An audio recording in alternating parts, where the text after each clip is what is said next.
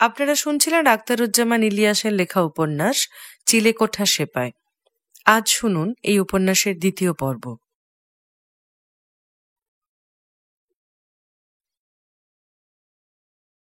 নাজিমুদ্দিন রোডের মাথায় পৌঁছে খিজির দেখে তার স্কুটারের সামনে দাঁড়িয়ে রয়েছে একটি তরুণ দম্পতি। মেয়েটির মুখে ল্যাম্পপোস্টের আলো এসে পড়েছে। একবার দেখেই চোখ নামিয়ে খিজির বেবি ট্যাক্সির ভেতরে বসতে যাচ্ছে পুরুষটি বলল, ইন্দিরা রোড যাবে? না। চলো। পুরুষটি বেশ ডাঁটের, দামি পাজামা পাঞ্জাবির ওপর কারুকাজ করা ছায় রং শাল, চোখে পাতলা ফ্রেমের চশমা। এই চেহারার মানুষের হুকুম অমান্য করা কঠিন। মেয়েটার ধপধপে ফর্সা গায়েও লাল শাল। মিহি ও আদুরে গলায় সে বলে, চলো না ভাই। স্টার্ট দিতে গিয়েও খিজির থামে। চলেন। মহিলার পর লোকটি উঠতে উঠতে বলে, মিটার ঠিক নেই? আজকাল দিনও মিটার লাগবে? ঈদের দিন বেশি দিবেন স্যার। মিটার চালাও। মিটারটা কি শো নাকি? লোকটির এই গম্ভীর আদেশ শুনে মহিলা মন্তব্য করে, ডেকোরেশন অর্নামেন্ট। এই দুটো ইংরেজি শব্দে স্বামী স্ত্রী হেসেই গড়িয়ে পড়ে। সারা পথ জুড়ে এমনি হলো। লোকটি কি বলে আর মেয়েটি হাসতে হাসতে একেবারে কাত হয়ে পড়ে। আবার মেয়েটি কি বলে আর লোকটি হেসে লুটোপুটি খায়। ভদ্রলোকেরা যে কত ছুতোনাতে হাসে, কিন্তু যতই হাসুক আর যতই কথা বলুক, তাদের এই হাসি ও কথা খিজিরের কানে ধ্বনির অতিরিক্ত কিছু তৈরি করতে পারে না। স্কুটারের পটাপট আওয়াজ ও নরনারীর হাসি কথার মিলিত ধ্বনি একটি অখণ্ড ধ্বনি প্রবাহ হয়ে বেজে চলে খিজিরের একটানা ভাবনার পেছনে। জুম্মানকে পাওয়া গেলে এখন গাড়িতে থাকতো সেই। গাড়িতে উঠিয়ে কয়েক গজ যাওয়ার পরই খিজির তাকে লজেন্স কি বিস্কিট কিনে দিত। ভদ্রলোকের ছেলেমেয়েরা আজকাল খুব কাঠি লজেন্স খায়। জুম্মান একটা চুষতে চুষতেই গাড়ি ওদের বাড়ির সামনে চলে আসত। বস্তির কাছে বেবি ট্যাক্সি রেখে লাফিয়ে নামতো খিজির। কয়েক পা হেঁটে বস্তিতে ঢুকেই হাঁক ডাক শুরু করত, জুম্মানের মাও দেখা যা, কারে ধইরা লইয়া আইছি দেখ। জুম্মানের মায়ের জবাবটাও তার জানাই আছে, কোন মরারে লইয়া আইছ কবর দিবার লাগিয়া? এসব শুনেও খিজির একটুও রাগ করত না। সে তো জুম্মানকে ভেতরে ঠেলে দিলেই এই কবর দেওয়ার কথা বলার জন্য জুম্মানের মায়ের খুব খারাপ লাগত। খিজির দাঁড়িয়েই থাকতো, বউয়ের প্রতিক্রিয়াটা সে দেখবে। জুম্মানের মায়ের চোখে পানি টলটল করে। সে তার ছেলেকে জড়িয়ে ধরেছে। এরকম ভাবে বউকে সে কোনোদিন দেখেনি। চোখে টলমল পানি নিয়ে ছেলেকে ধরে সে গড়িয়ে পড়ত স্বামীর বুকে। এরি তুমি কই পাইলা? কেমনে আনলা? খিজির চোখ ভরে সেই ছবি দেখত। এই ছবি দেখতে দেখতে সে রাস্তা বেয়ে চলে। ইউনিভার্সিটি এলাকায় লোকজন নাই। পাবলিক লাইব্রেরি পার হলো। ডান দিকে পাতলা কুয়াশা টাঙানো রেসকোর্স। মাথায় ও চোখে অভিভূত জুম্মানের মা। একবার আরোহী ভদ্রলোকের ধমকে সে পেছনে তাকায়। সাইড দাও না কেন? হর্ন শুনতে পারো না? তারপর পাশে তরুণীকে বলে, ঈদের দিন বোতল টেনে চুর হয়ে আছে। মেয়েটি খিলখিল করে হাসে। ভদ্রলোকের বৌঝিরা এত হাসতেও পারে? পেছনের গাড়ির অসহিষ্ণু হর্ন এবং আরোহীদের ধমক, ঠাট্টা ও হাসি কিন্তু খিজিরের গতিশীল বেবি ট্যাক্সির সামনে দাঁড়িয়ে থাকা ও কান্নায় ভেঙে পড়া জুম্মানের মাকে একটুও তলাতে পারেনি। কিন্তু একটু সাইড পেয়ে সাদা জিপ তাদের ঠিক সামনে এসে ব্রেক কষতে জুম্মানের মা ভেঙে টুকরো টুকরো হয়ে যায়। হয়তো তার ছবি জিপের ওপরেও প্রতিফলিত হতো। তার আগে সাদা জিপ থেকে লাফিয়ে নামে 3 জন যুবক। জায়গাটা ঠিক কোথায়? আর্ট কলেজ পার হয়ে বাঁদিকে খালি জায়গা। এখানে বহু পুরনো একটা ঘর। ঘরের পাশে অনেক দিনের পরিচিত পচা ও মিষ্টি একটা গন্ধ। নিজের নাভিতে আঙুল ঘুরিয়ে আঙুল শুকলে খিজির সেই গন্ধ পায়। সেই গন্ধ। দাঁড়িয়ে থাকা সাদা জিপ এবং নিয়নের তরল সাদা আলোতে পাতলা কুয়াশা খিজিরকে সম্পূর্ণ চিত্রশূন্য করে তোলে। একটি যুবকের পরনে ধূসর রঙের চাপা প্যান্ট ও কালো জ্যাকেট। হাতের রিভলভার সামনে তুলে শক্ত গলায় সে হুকুম দেয়, রাখো। ল্যাম্পপোস্টের আলো পাতলা কুয়াশায় রাস্তার শিশির ভেজা পিঠে পড়ে কৃষ্ণচূড়া গাছের ডালপালার ফাঁকে ফাঁকে নিশ্চিন্তে শুয়ে থাকে। এই আলোতে রিভলভারওয়ালার মুখ বেশ স্পষ্ট। তার ফর্সা টিকালো নাকের নিচে একজোড়া পাতলা মেয়েলি ঠোঁট। তার পেছনে আরো দুজন যুবক। এদের পরনে যথাক্রমে নেভি ব্লু প্যান্ট ও লাল পুলোভার এবং প্যান্ট ও কালো কোট। শেষ যুবকটির চোখে চিকন ফ্রেমের চশমা এবং হাতে ড্র্যাগার। সে এসে দাঁড়ায় খিজিরের পেছনে। তরুণ আরোহীকে জিজ্ঞাসা করে, এত রাত্রে মেয়ে ছেলে নিয়ে কোথায় যাচ্ছেন? ইঞ্জিন থামাশালা, শুয়োরের বাচ্চা কেটে পড়ার তালে আছে না? রিভলভারওয়ালার এই হুকুমে ইঞ্জিন বন্ধ হয়ে যায়। ইঞ্জিনও কি তার বশ? কখন কিভাবে যে ইঞ্জিন বন্ধ হলো খিজিরের তা একেবারেই মনে নাই। ইঞ্জিন থেমে যাওয়ায় নিজের নিঃশ্বাস বন্ধ হওয়ার মতো বিচলিত অবস্থা হয়। সঙ্গে সঙ্গে সে ঝুঁকে পড়ে পায়ের কাছে রাখা লোহার রডের ওপর, কিন্তু সেটা ছোঁবার আগেই রিভলভারের বাঁটের এক বাড়ি পড়ে তার মাথায়। থাম শালা, রংবাজি করলে ফিনিশ করে ফেলবো। মাথাটা দুলে ওঠে। ওই অবস্থায় সোজা হয়ে বসতে বসতে খিজির তাদের কথাবার্তা শোনে। অনেকক্ষণ মনে হচ্ছিল যে অনেক দূরে কারা যেন ঝগড়া করছে। ড্যাগারধারী তরুণ আরোহীকে বলে, নামেন, এত রাত্রে মেয়ে ছেলে নিয়ে মৌজ করতে বেরিয়েছেন না? নেমে আসেন। দ্বিতীয় ছুরিধারী তরুণীকে বলে, নাইমা পড়েন ম্যাডাম, রাত 11টা বাজে, খ্যাপ মারতে বাইরেছেন না? আসেন, আমরাও একটু সেবা করি। কথা বলা তো দূরের কথা, তরুণীর মুখ দিয়ে ভয় পাওয়ার আওয়াজ পর্যন্ত বেরোয় না। এতক্ষণ ধরে এক নাগারে হেসে হেসে সব ধরনের প্রকাশ ক্ষমতা তার একেবারে ক্ষয় হয়ে গেছে। তার সঙ্গী এতক্ষণে কথা বলার একটা উদ্যোগ নেয়। আপনারা ভুল করছেন, ইনি আমার ওয়াইফ। আমরা এক আত্মীয়ের বাড়িতে গিয়েছিলাম, ওর বড় ভাইয়ের বিয়ে। আপনারা এনকোয়ারি করে দেখতে পারেন। নাজিমউদ্দিন রোডে পুরনো রেডিও অফিস, তার পাশে একটু গিয়ে আমার ব্রাদার ইন ল এই ইউনিভার্সিটির professor, full professor. Phone number দিচ্ছি, you may ring him up. আমরা বাসায় ফিরে যাচ্ছি, ইন্দিরা রোডে থাকি। Believe me, she is my wife, believe me. Who cares? রিভলভারধারী ইংরেজিতেই কথা বলে। Now get out darling. এরপর সে তার রিভলভারের বাঁট দিয়ে বাড়ি মারে খিজিরের ঘাড়ে। বলে, এ ব্যাটা পিম্প, হঠাৎ করে স্টার্ট দেওয়ার মতলব করিস না। নাম শালা পিম্প। খিজিরের মাথা তখন খুব ঘুরতে শুরু করেছে। ঘোরের মধ্যে সে দেখে রিভলভারধারীর একটি ফর্সা হাত লাল শাল জড়ানো মেয়েটির পিঠে আলগোচে চাপ দিয়ে এগিয়ে দিচ্ছে সামনের দিকে। খিজির নিজের পিঠে আরেকটি ভারী হাতের চাপ অনুভব করে। না, তার পিঠে কারো হাত নেই। চোখের সামনে আলো ঝাপসা হয়ে আসে। ঝাপসা আলোতে মনে হয় তার ঠিক পাশ থেকে মেয়েটিকে কারা যেন হাত দিয়ে টেনে নিচ্ছে। পেছনের ড্যাগারধারীকে সে বলে, সাহেব, আপনারা কি করতেছেন? ভদ্রলোকের ঘরের বউ, শরীফ খানদানি মায়া মানুষ মালুম করবার পারেন না? এই মূল্যবান তথ্য জ্ঞাপনের জন্য খিজির একটা ঘুষি খায়।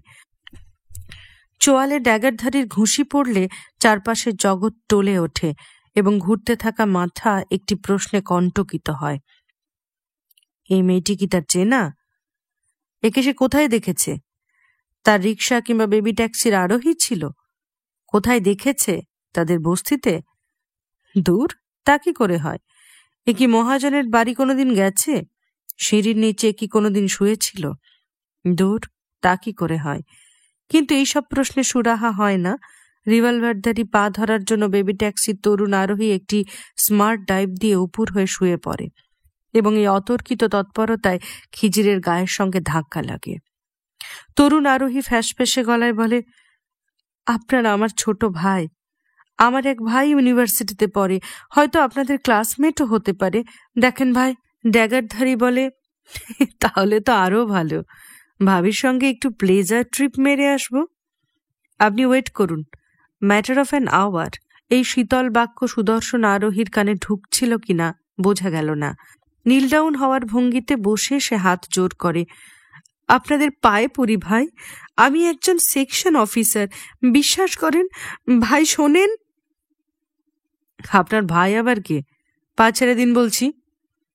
Please sir, please be kind and merciful sir, আমি একজন section officer sir, ministry of home, government of east Pakistan. আপনারা কাল সেক্রেটারিয়েটে আসেন, কাল তো ছুটি, বুধবার আসেন, আমি গেটে পাস পাঠিয়ে দেব। ডবল প্রোটেক্টেড এরিয়ায় গোলাপি রঙের পাস স্যার, আপনাদের কোনো সার্ভিসে আসতে পারলে স্যার। তার কথা শেষ হতে না হতে ছুরিধারী বলে, আপনি সেকশন অফিসার? আমি আপনার মিনিস্ট্রির জয়েন্ট সেক্রেটারি। আর দুজনকে দেখিয়ে সে বলে, এই যে আপনার সেক্রেটারি, আর উনি আপনার চিফ সেক্রেটারি। নীল ডাউন অবস্থাতেই সেকশন অফিসার তিনজনের দিকে তাকিয়ে হাত তুলে 3 বার সালাম আলাইকুম স্যার বলে। ড্যাগারধারী বলে, just a section officer, promotion পাওয়ার জন্য বউকে বসের বেডরুমে পাস করবি না? এখন থেকে প্র্যাকটিস কর। রিভলভারধারী তাদের আস্তে করে ধমক দেয়, মিসবিহেভ করো কেন, গো অ্যাহেড। তারপর সেকশন অফিসারকে আশ্বাস দেন, nothing to be worried about, আমাদের ম্যাক্সিমাম 1 ঘন্টা, কুইক মেরে দেব। মেয়েটিকে পাঁজাকোলা করে তুলে তিনজনের ওই তরুণ সমাজ উল্টো দিকের ফুটপাতে চলে যায়। ফুটপাত ধরে একটু এগিয়ে রেসকোর্সের কাঠের রেলিং ডিঙিয়ে ফের সামনের দিকে হাঁটতে শুরু করে। কুয়াশায় তাদের আর দেখা যায় না। তরুণ আরোহীর এই নীলডাউন অবস্থা তখনও কাটেনি। খিজির বলে, চলেন স্যার, থানায় যাই গিয়া, নীলক্ষেত ফাঁড়ি তো কাছেই। লোকটি ফ্যাল ফ্যাল করে তাকায়। খিজির ফের বলে, চলেন স্যার, যাই। লোকটি তখন রাস্তায় ধপাস করে বসে পড়ে। 2 হাতে মুখ ঠেকে সে কাঁদতে শুরু করল। তার কানের কাছে মুখ রেখে যতটা সম্ভব নরম করে খিজির বলে, চলেন, যাই, এখনো টাইম আছে, থানায় চলেন, চলেন। কান্নায় সাময়িক বিরতি দিয়ে লোকটি ফোঁপাতে ফোঁপাতে জবাব দেয়, এদের চেনো? এরা সব NSF এর গুন্ডা, আয়ুব খানের বাস্টার্ড মোমেন খানের বাস্টার্ড এরা। খিজির তারা দেয়, লন যায়, ইউনিভার্সিটির এতগুলি হল এখানে, পোলাপানের খবর দিই, চলেন সাব। লোকটির ফোপানো কণ্ঠস্বর ফের গুমড়ে ওঠে, না, তা হয় না, আরো বিপদ হবে। ওরা 1 ঘন্টা ওয়েট করতে বলল না, এসে আমাকে না পেলে ফায়ার হয়ে যাবে। চাকরি বাকরির কথা সব বলে ফেললাম, শুয়োরের বাচ্চারা আমার কেরিয়ার নষ্ট করে দেবে। লোকটি ফের হাতে মুখ গুজে ফোঁপায়, এরা ডেঞ্জারাস, মোস্ট পাওয়ারফুল। ফের নতুন উদ্যমে কাঁদবার প্রস্তুতি নিলে নিজের স্কুটারে ফিরে আসা ছাড়া খিজিরের আর কোনো কাজ থাকে না। তুমি আমাকে একা রেখে চলে যেও না ভাই। লোকটির এই মিনতির জবাবে সে বলে, ওরা আপনাকে গাড়ি কইরা পৌঁছাইয়া দিব। ইঞ্জিনে স্টার্ট দিয়ে এসকেলেটর থেকে হাত উঠিয়ে খিজির ফের রাস্তায় নামে। সাহেব, ভাড়াটা? ভাড়া? তরুণ রাজকর্মচারী হাত থেকে মুখ তুলে অশ্রু সজল চোখে তার দিকে তাকায়। মিটার দেখা ভাড়াটা দিয়া ফেলেন। প্রচণ্ড রকম বিস্ময় ও মর্মাঘাতে লোকটির মুখের খুচরা খাচরা পার্টস ওলট পালট হওয়ার উপক্রম ঘটে। পকেট থেকে টাকা বের করে ভিজে গলায় সে বলে, তোমরা মানুষ না, মানুষ হলে এ সময় কেউ। স্কুটার রাস্তায় গড়িয়ে দিলে খিজির তার উক্তিকে স্বীকার করে চিৎকার করে, না, আমরা কুত্তার বাচ্চা, মানুষ হইলেন আপনারা। খিজিরকে দেখে আলাউদ্দিন মিয়া বলে, কই গেছিলি তুই? আপারে ফোন করছি 9টার সময়, কয় ওরে তো ছাইরা দিছি বহুত আগে। প্যাসেঞ্জার লইয়া যাইবি তো আমারে কইলি না কেন? গ্যারেজ বন্ধ কইরা আমার বাসা হইয়া যায়স, কাম আছে। আলাউদ্দিন মিয়ার বাড়ি থেকে বেরোবার সময় পেছন থেকে ডাক শুনল খিজির, কি মিয়া, ঈদের দিন খুব খ্যাপ মারতাছেন, বহুত কামাইলেন না? রাস্তার উপর থেকে ডাকছে কামরুদ্দিন। রাস্তা ক্রস করে সামনে এসে কামরুদ্দিন বলে, কই গেছিলেন? এর আগে সে খিজিরকে তুমি এবং রেগে গেলে তুই বলতো। ওর বউকে বিয়ে করার পর তাকে মর্যাদা দিতে শুরু করেছে। বলে, জুম্মনেরে রাইখা গেলাম, মহাজনে একটা ছ্যামরারে পাঠাইছিল, মহাজনে আমারে আইতে কইছিল। কই পাঠাইছিল? আপনি থাকেন কই? আমি তো মালিবাগ থাকি, জুম্মন থাকে তার ফুফুর সাথে নিমতলির লগে। তে মহাজনে কয় জুম্মনের মায়ে পোলার লাইগা বলে ভাত পানি ছাড়ছে, আর মায়ে কয়দিন আয় রাখতে চায়। আমি কই থাউক, আমি হালাই কই যায় কই থাকি কোন জায়গায় কখন কাম পড়ে, থাউক কয়টা দিন। বুড়ো আঙুল ও তর্জনীর বিশেষ ব্যবহারে সিগারেটের গোড়া ছুঁড়ে ফেলে সে আরেকটা সিগারেট ধরায়। খিজিরের দিকে কিং স্ট্রকের প্যাকেটে গিয়ে ধরে, সিগারেট কষে একটা টান দিয়ে বলে, আমার বহিন তো ছাড়তে চায় না, পোলাই আবার ফুফুর কাছে থাকবার চায় না, কি মুসিবতে পড়ছি আমি। খিজির স্তব্ধ হয়ে দাঁড়িয়ে থাকে। জুম্মনকে তো নিয়ে আসার কথা তার। দেখো, ওই বস্তিতেই জুম্মন থাকে, অথচ সে কিনা মিছে মিছে ঘুরে মরল।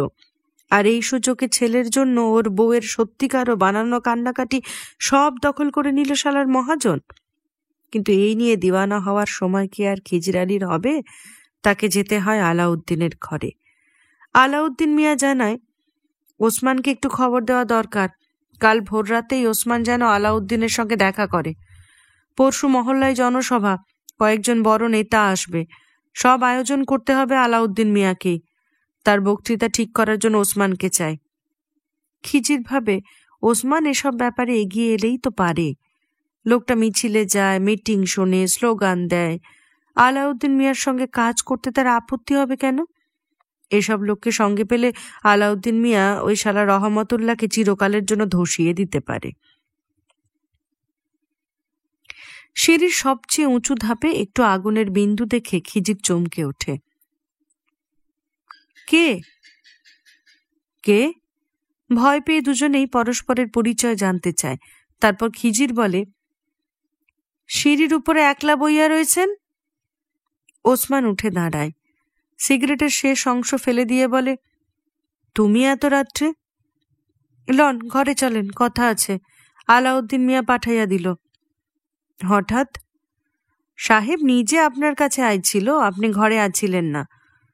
কাউলকা ভোরে থাইকেন, সাহেব আইব। কি ব্যাপার?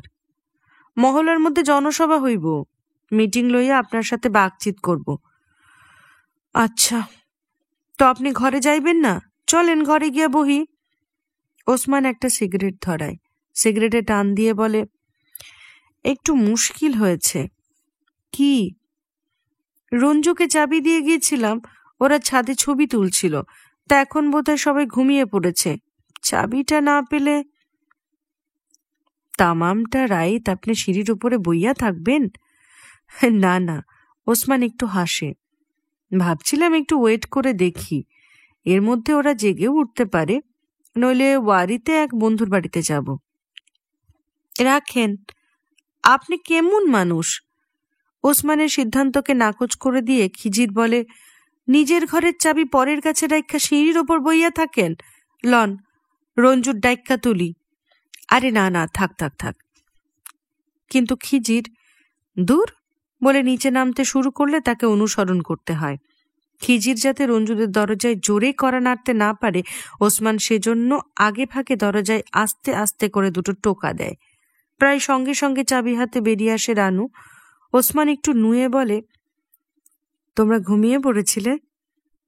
রানু বলে, না, আমি তো ঘুমাই নাই। রঞ্জু? রঞ্জু ঘুমাইছে কখন? 9:30 10টার দিকে। খিজির বলে, হায় হায়, আপনি যাক না, আর এই সাবে সিঁড়ির উপর বইয়া 2 হাতে মশা থাবড়ায়। খিজিরের কথায় ওসমান বিব্রত হয়, তাড়াতাড়ি বলে, তুমি এত রাত্রি পর্যন্ত জেগে আছো?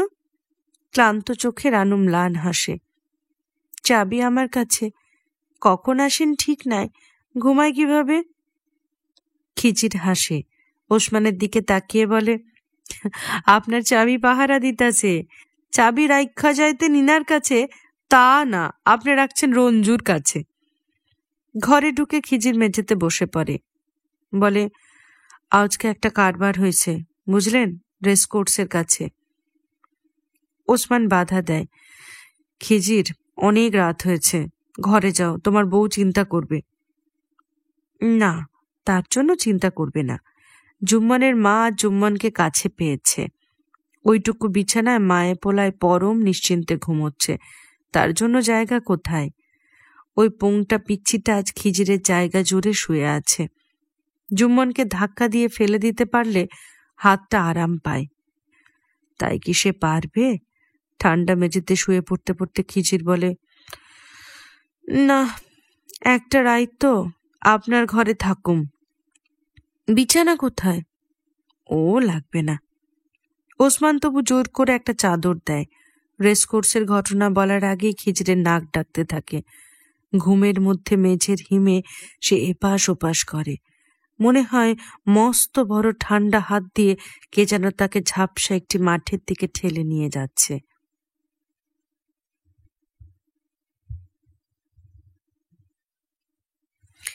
রানুর অঙ্কের মাথা তেমন ভালো নয়।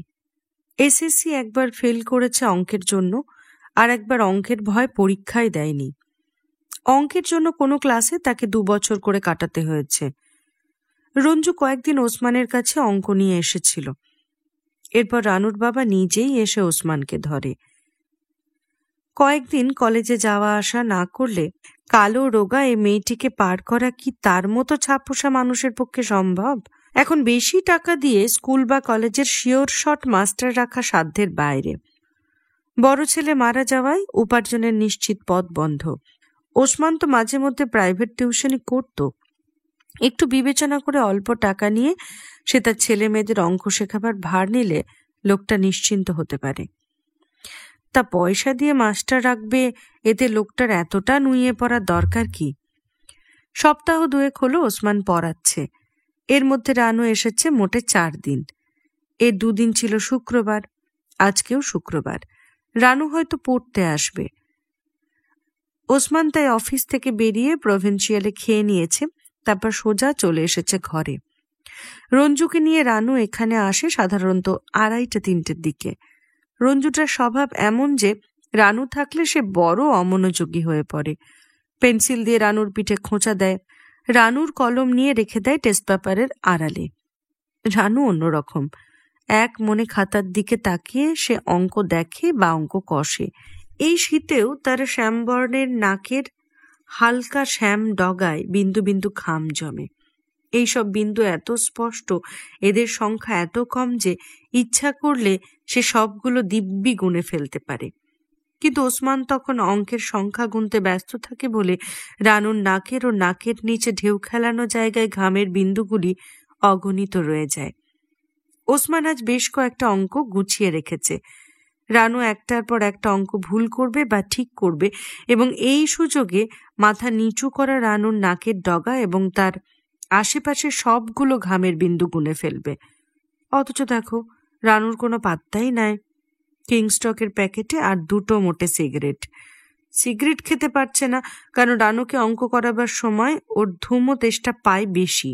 তখন সিগারেট পাবে কোথায়? আবার সিগারেট কেনার জন্য নিচে যেতেও ভরসা পায় না। ঠিক ওই সময় এসে রানু যদি ফিরে যায়, তবে ফের কবে আসবে তার কি ঠিক আছে? এখনো আসছে না কেন? তাহলে নরসিংদী থেকে কোনো খারাপ খবর এলো নাকি? নরসিংদী ইপিআরটিসি সাব ডিপোতে পুলিশের হাতে কয়েকজন কর্মী মার খেয়েছে। সকালে সিঁড়িতে রঞ্জুর সঙ্গে দেখা হয়েছিল। ওরা আলাউদ্দিন মিয়ার দলের একটি ছেলের মুখে শুনে এসেছে যে আহত কর্মচারীদের মধ্যে ওর দুলাভাইও থাকতে পারে। রঞ্জুকে হয়তো নরসিংদী যেতে হতে পারে। তা রঞ্জু নরসিংদী গেলেই বাকি, রানুকে একা আসতে পারে না? ওসমান বিরক্ত হয়। এইসব নিম্ন মধ্যবিত্ত পরিবার কেবল আপন ভাই বাদ দিয়ে যাবতীয় তরুণের সঙ্গে একজন তরুণীর যৌন সঙ্গম ছাড়া আর কোনো সম্পর্কের কথা চিন্তাই করতে পারে না। যৌন সঙ্গমকে নৈতিক, ধর্মীয় ও সামাজিক অনুমোদন দেওয়ার জন্য বিবাহ এবং কোনো কোনো ক্ষেত্রে প্রাক বিবাহ প্রেমের মহড়া চলে। বিয়ে করলেই যেন ছেলে মেয়ে পয়দা করাটা অপরিহার্য, তেমনি প্রেম মানেই বিবাহ। আর ছেলে মেয়েদের মেলামেশা মানেই প্রেম। প্রেম, বিবাহ, যৌন সঙ্গম ছাড়া এরা কি আর কিছু ভাবতে পারে না? ওসমান এর মধ্যে একটা সিগারেট ধরিয়েছে। তার সিগারেটের ধোঁয়ায় ঘরের শূন্যতায় একটি ঝুলন্ত পর্দা তৈরি করে। মাঝে মাঝে হাওয়ায় নিজেদের ওজনের ভারসাম্য রাখতে না পেরে ধোঁয়াগুলো সাদা ও হালকা ছাই রঙের পর্দায় ছেঁড়াখোড়া নানা রকম ছবিতে ওঠানামা করে। এদিকে ধোঁয়ার দিকে একভাবে দেখতে দেখতে তার চোখ জোড়ায় পানি জমে, তখন একটি হালকা নীলচে খাকি রঙের বোর্ডের উপর সাঁটা ডিম্বাকৃতি পুরু কাগজ থেকে রানু ওসমানের দিকে তাকায়। তার পাতা কাটা চুল নির্দিষ্ট আঁকাবাঁকা পথ বেয়ে মিশে গেছে ঘন কেশরাশিতে। গোলগাল ফর্সা মুখে পাতলা ঠোঁটজোড়া খুব চেপে বসানো। সাদা কালো ছবিতে পাতলা ঠোঁটে পান খাওয়ার আভাস। কাঠের ফ্রেম এবং ধুলো ও ঝুল দেখতে দেখতে ওসমানের চোখে পানি হু হু বাড়ে। বিষাদেও হতে পারে, কারণ এখন বেশ বোঝা যাচ্ছে যে ধোঁয়ায় ধোঁয়ায় গড়ানো এই ছবিটি তার মায়ের। হোক না ধোঁয়ায় তৈরি, ভাসুক না শূন্যতায়, তবু তো মায়ের ছবি। 5769, 11 বছর। 11 বছর হলো মা মারা গেছে। ছবিটা কি তেমনি রয়ে গেছে? এই ছবি নিচে ছিল জানলা, জানলার বাইরে পেয়ারা গাছের পাতা। পাতাগুলো রোদে কাঁপতো, বৃষ্টিতেও কাঁপতো। এমনকি খুব জ্যোৎস্না হলে নিচের মোটায় ভর করে পেয়ারা পাতাগুলো একটু একটু করে নাচত। নাচন ছিল পেয়ারা পাতায়, কিন্তু আওয়াজ শোনা যেত বাঁশঝাড়ের। একসঙ্গে মিশে থাকে ভাঙাচোরা ও পলেস্তরা খসা পুরনো দালানের সোঁদা ও ভ্যাপসা গন্ধ। রাষ্ট্রীয় ও প্রাকৃতিক সীমানা এবং এতগুলো বছর ডিঙিয়ে আসা এইসব দৃশ্য, ধ্বনি ও গন্ধের ভেতরে বন্দী হয়ে শুয়ে থাকে ওসমান গনি। চোখের ওপরের পানি পাতলা পর্দায় দেখা যায় পাতা কাটা চুলের ভেতর বোকাশোকা চোখ বসানো মায়ের গোলগাল মুখ। রানু মাথা নিচু করে অঙ্ক করবে যখন, ওসমান ওর মুখটা ঠিক ভালো করে দেখে নেবে। রানু অনেকদিন বাঁচবে। এই তো রানু এসেই পড়েছে। সিঁড়িতে তার পায়ের আওয়াজ শোনা যাচ্ছে। ওসমান উঠে বসল, দরজা খুলে এসো বলে সিঁড়ির দিকে তাকালো। যাক, ঘরেই আছো, কয়েকদিন তোমার পাত্তা নেই। আনোয়ারকে দেখে ওসমানের ভয় হলো যে ঘরে আর কাউকে দেখে রানু হয়তো ফিরে যাবে। এই ভয় অবশ্য এত স্বল্পস্থায়ী যে এটা ভালো করে বোঝবার আগে রানুর জন্য প্রতীক্ষা করতে হচ্ছে না বলে ওসমান বেশ লঘু ভার হয়। যেন ম্যাটনিতে হিচককের ছবি দেখে গুলিস্তানের সামনে রেলিংয়ে ঝুঁকে দাঁড়িয়ে উত্তেজনা থেকে অব্যাহতি পাওয়া। চোখে সদ্যজাত টাটকা বিকেলবেলার মানুষের স্রোত ও যানবাহনের অবিচ্ছন্ন চলাচল দেখা। খবর জানো না কি দোস্ত? খুব গুরুত্বপূর্ণ খবর দেওয়ার জন্য আনোয়ার জুতো খুলে বিছানায় উঠে বসে। খোকা ধরা পড়েছে, পুলিশ অ্যারেস্ট করেছে। হ্যাঁ, কাগজে দেখলাম। NSF এর খোকা তো, পাক মোটরের কাছে কোনো হোটেলে কার ওয়াইফকে রেপ করেছিল, সেই চার্জে ধরেছে। আরে মানুষ খুন করে সাফ করে ফেললো, এখন রেপের চার্জে ধরে।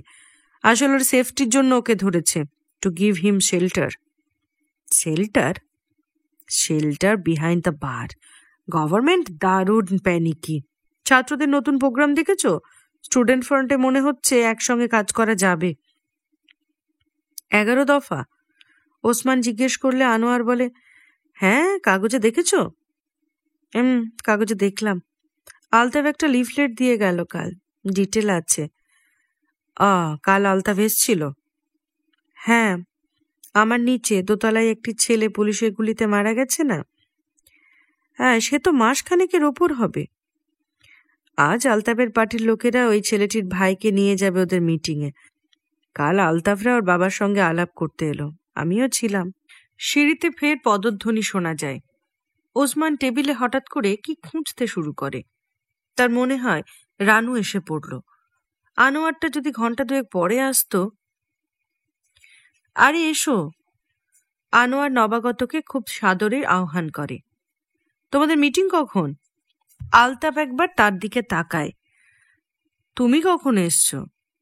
তারপর ওসমানকে বলে, ওসমান, ওরা বিট্রে করলো কেন? এসবের মানে কি? তোমার দোতলার ওরা এটা কি ব্যবহার করলো? ওই যে লোকটা পুলিশের গুলিতে মারা গেছে, তার ছোট ভাইকে আজ নরসিংদী পাঠিয়ে দিয়েছে। কেন, মিটিংয়ে যেতে দেবে না? কাল বললেই তো পারতো, গরজ তো খালি আমাদেরই না। আনোয়ার হাসে। তোমাদের মিটিং, গরজ তোমাদেরই হবে। আলতাফ একটু তেতো হাসি ছাড়ে। মিটিং শুধু আমাদের নয়, তোমাদেরও। সর্বদলীয় ছাত্র সংগ্রাম পরিষদ স্ট্রিট কর্নারে মিটিং করে বেড়াচ্ছে না? 144 ধারা আছে ঘোষণা করে মিটিং করা যাচ্ছে না বলে এই পথ বার করা হয়েছে। তা লোকজন সহযোগিতা না করলে আমরা কি করব?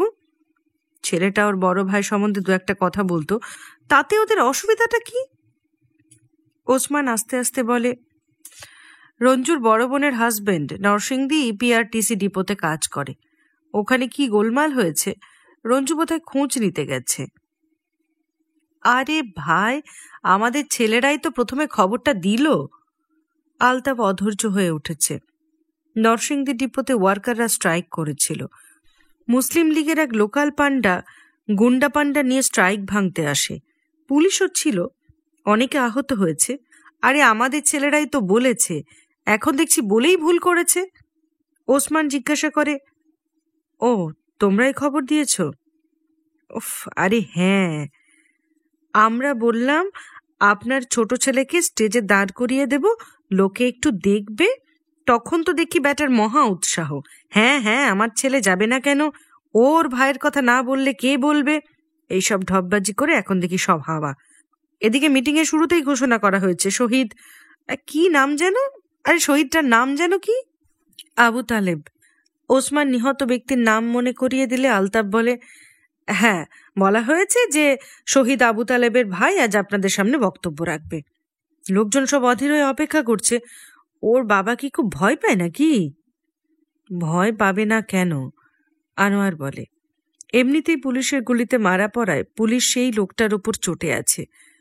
মরা লোককে তো আর শাস্তি দিতে পারে না, শোধ নেবে আত্মীয় স্বজনের উপর। আবার তারা যদি মিটিং করে বেড়ায় তো ফ্যামিলি কমপ্লিট করে ছাড়বে। ভয় পাবে না কেন? আলতাফের রাগ আরো বাড়ে। আরে রাখো, হাজার হাজার লোক মিটিংয়ে যাচ্ছে, 144 ধারা আছে, তবু এফাক ওফাকে মিটিং করছে, মিছিল করছে, গুলির সামনে দাঁড়াচ্ছে, আর স্টেজে দাঁড়িয়ে দুটো কথা বলবে, তাতেই বাপ মা ভয় একেবারে অস্থির। পুলিশকে ভয় পায় না, ভয় তো পাবলিকও দেখাতে পারে। পাবলিক মানে তোমাদের দলের ছেলেরা তো? আনোয়ার জিজ্ঞেস করে। ভয় দেখিয়ে গান পয়েন্টে সবাইকে স্টেজে চড়াবে, তোমাদের দলের লোক বলে অ্যানাউন্স করবে, সেটা কি ধরনের পলিটিক্স ভাই? কোন পক্ষ নেবে ওসমান ঠিক বুঝতে পারে না। মিটিংয়ে পাঠাবার ভয়ে যদি রঞ্জুকে নরসিংদী পাঠিয়ে থাকে তো মকবুল হোসেন খুব অন্যায় করেছে। আর রঞ্জু বাবার বাবাকে ভয় দেখাবার জন্য পাবলিককে ব্যবহার করার ইঙ্গিত দেওয়ায় আলতাফের ওপরেও তার রাগ হয়।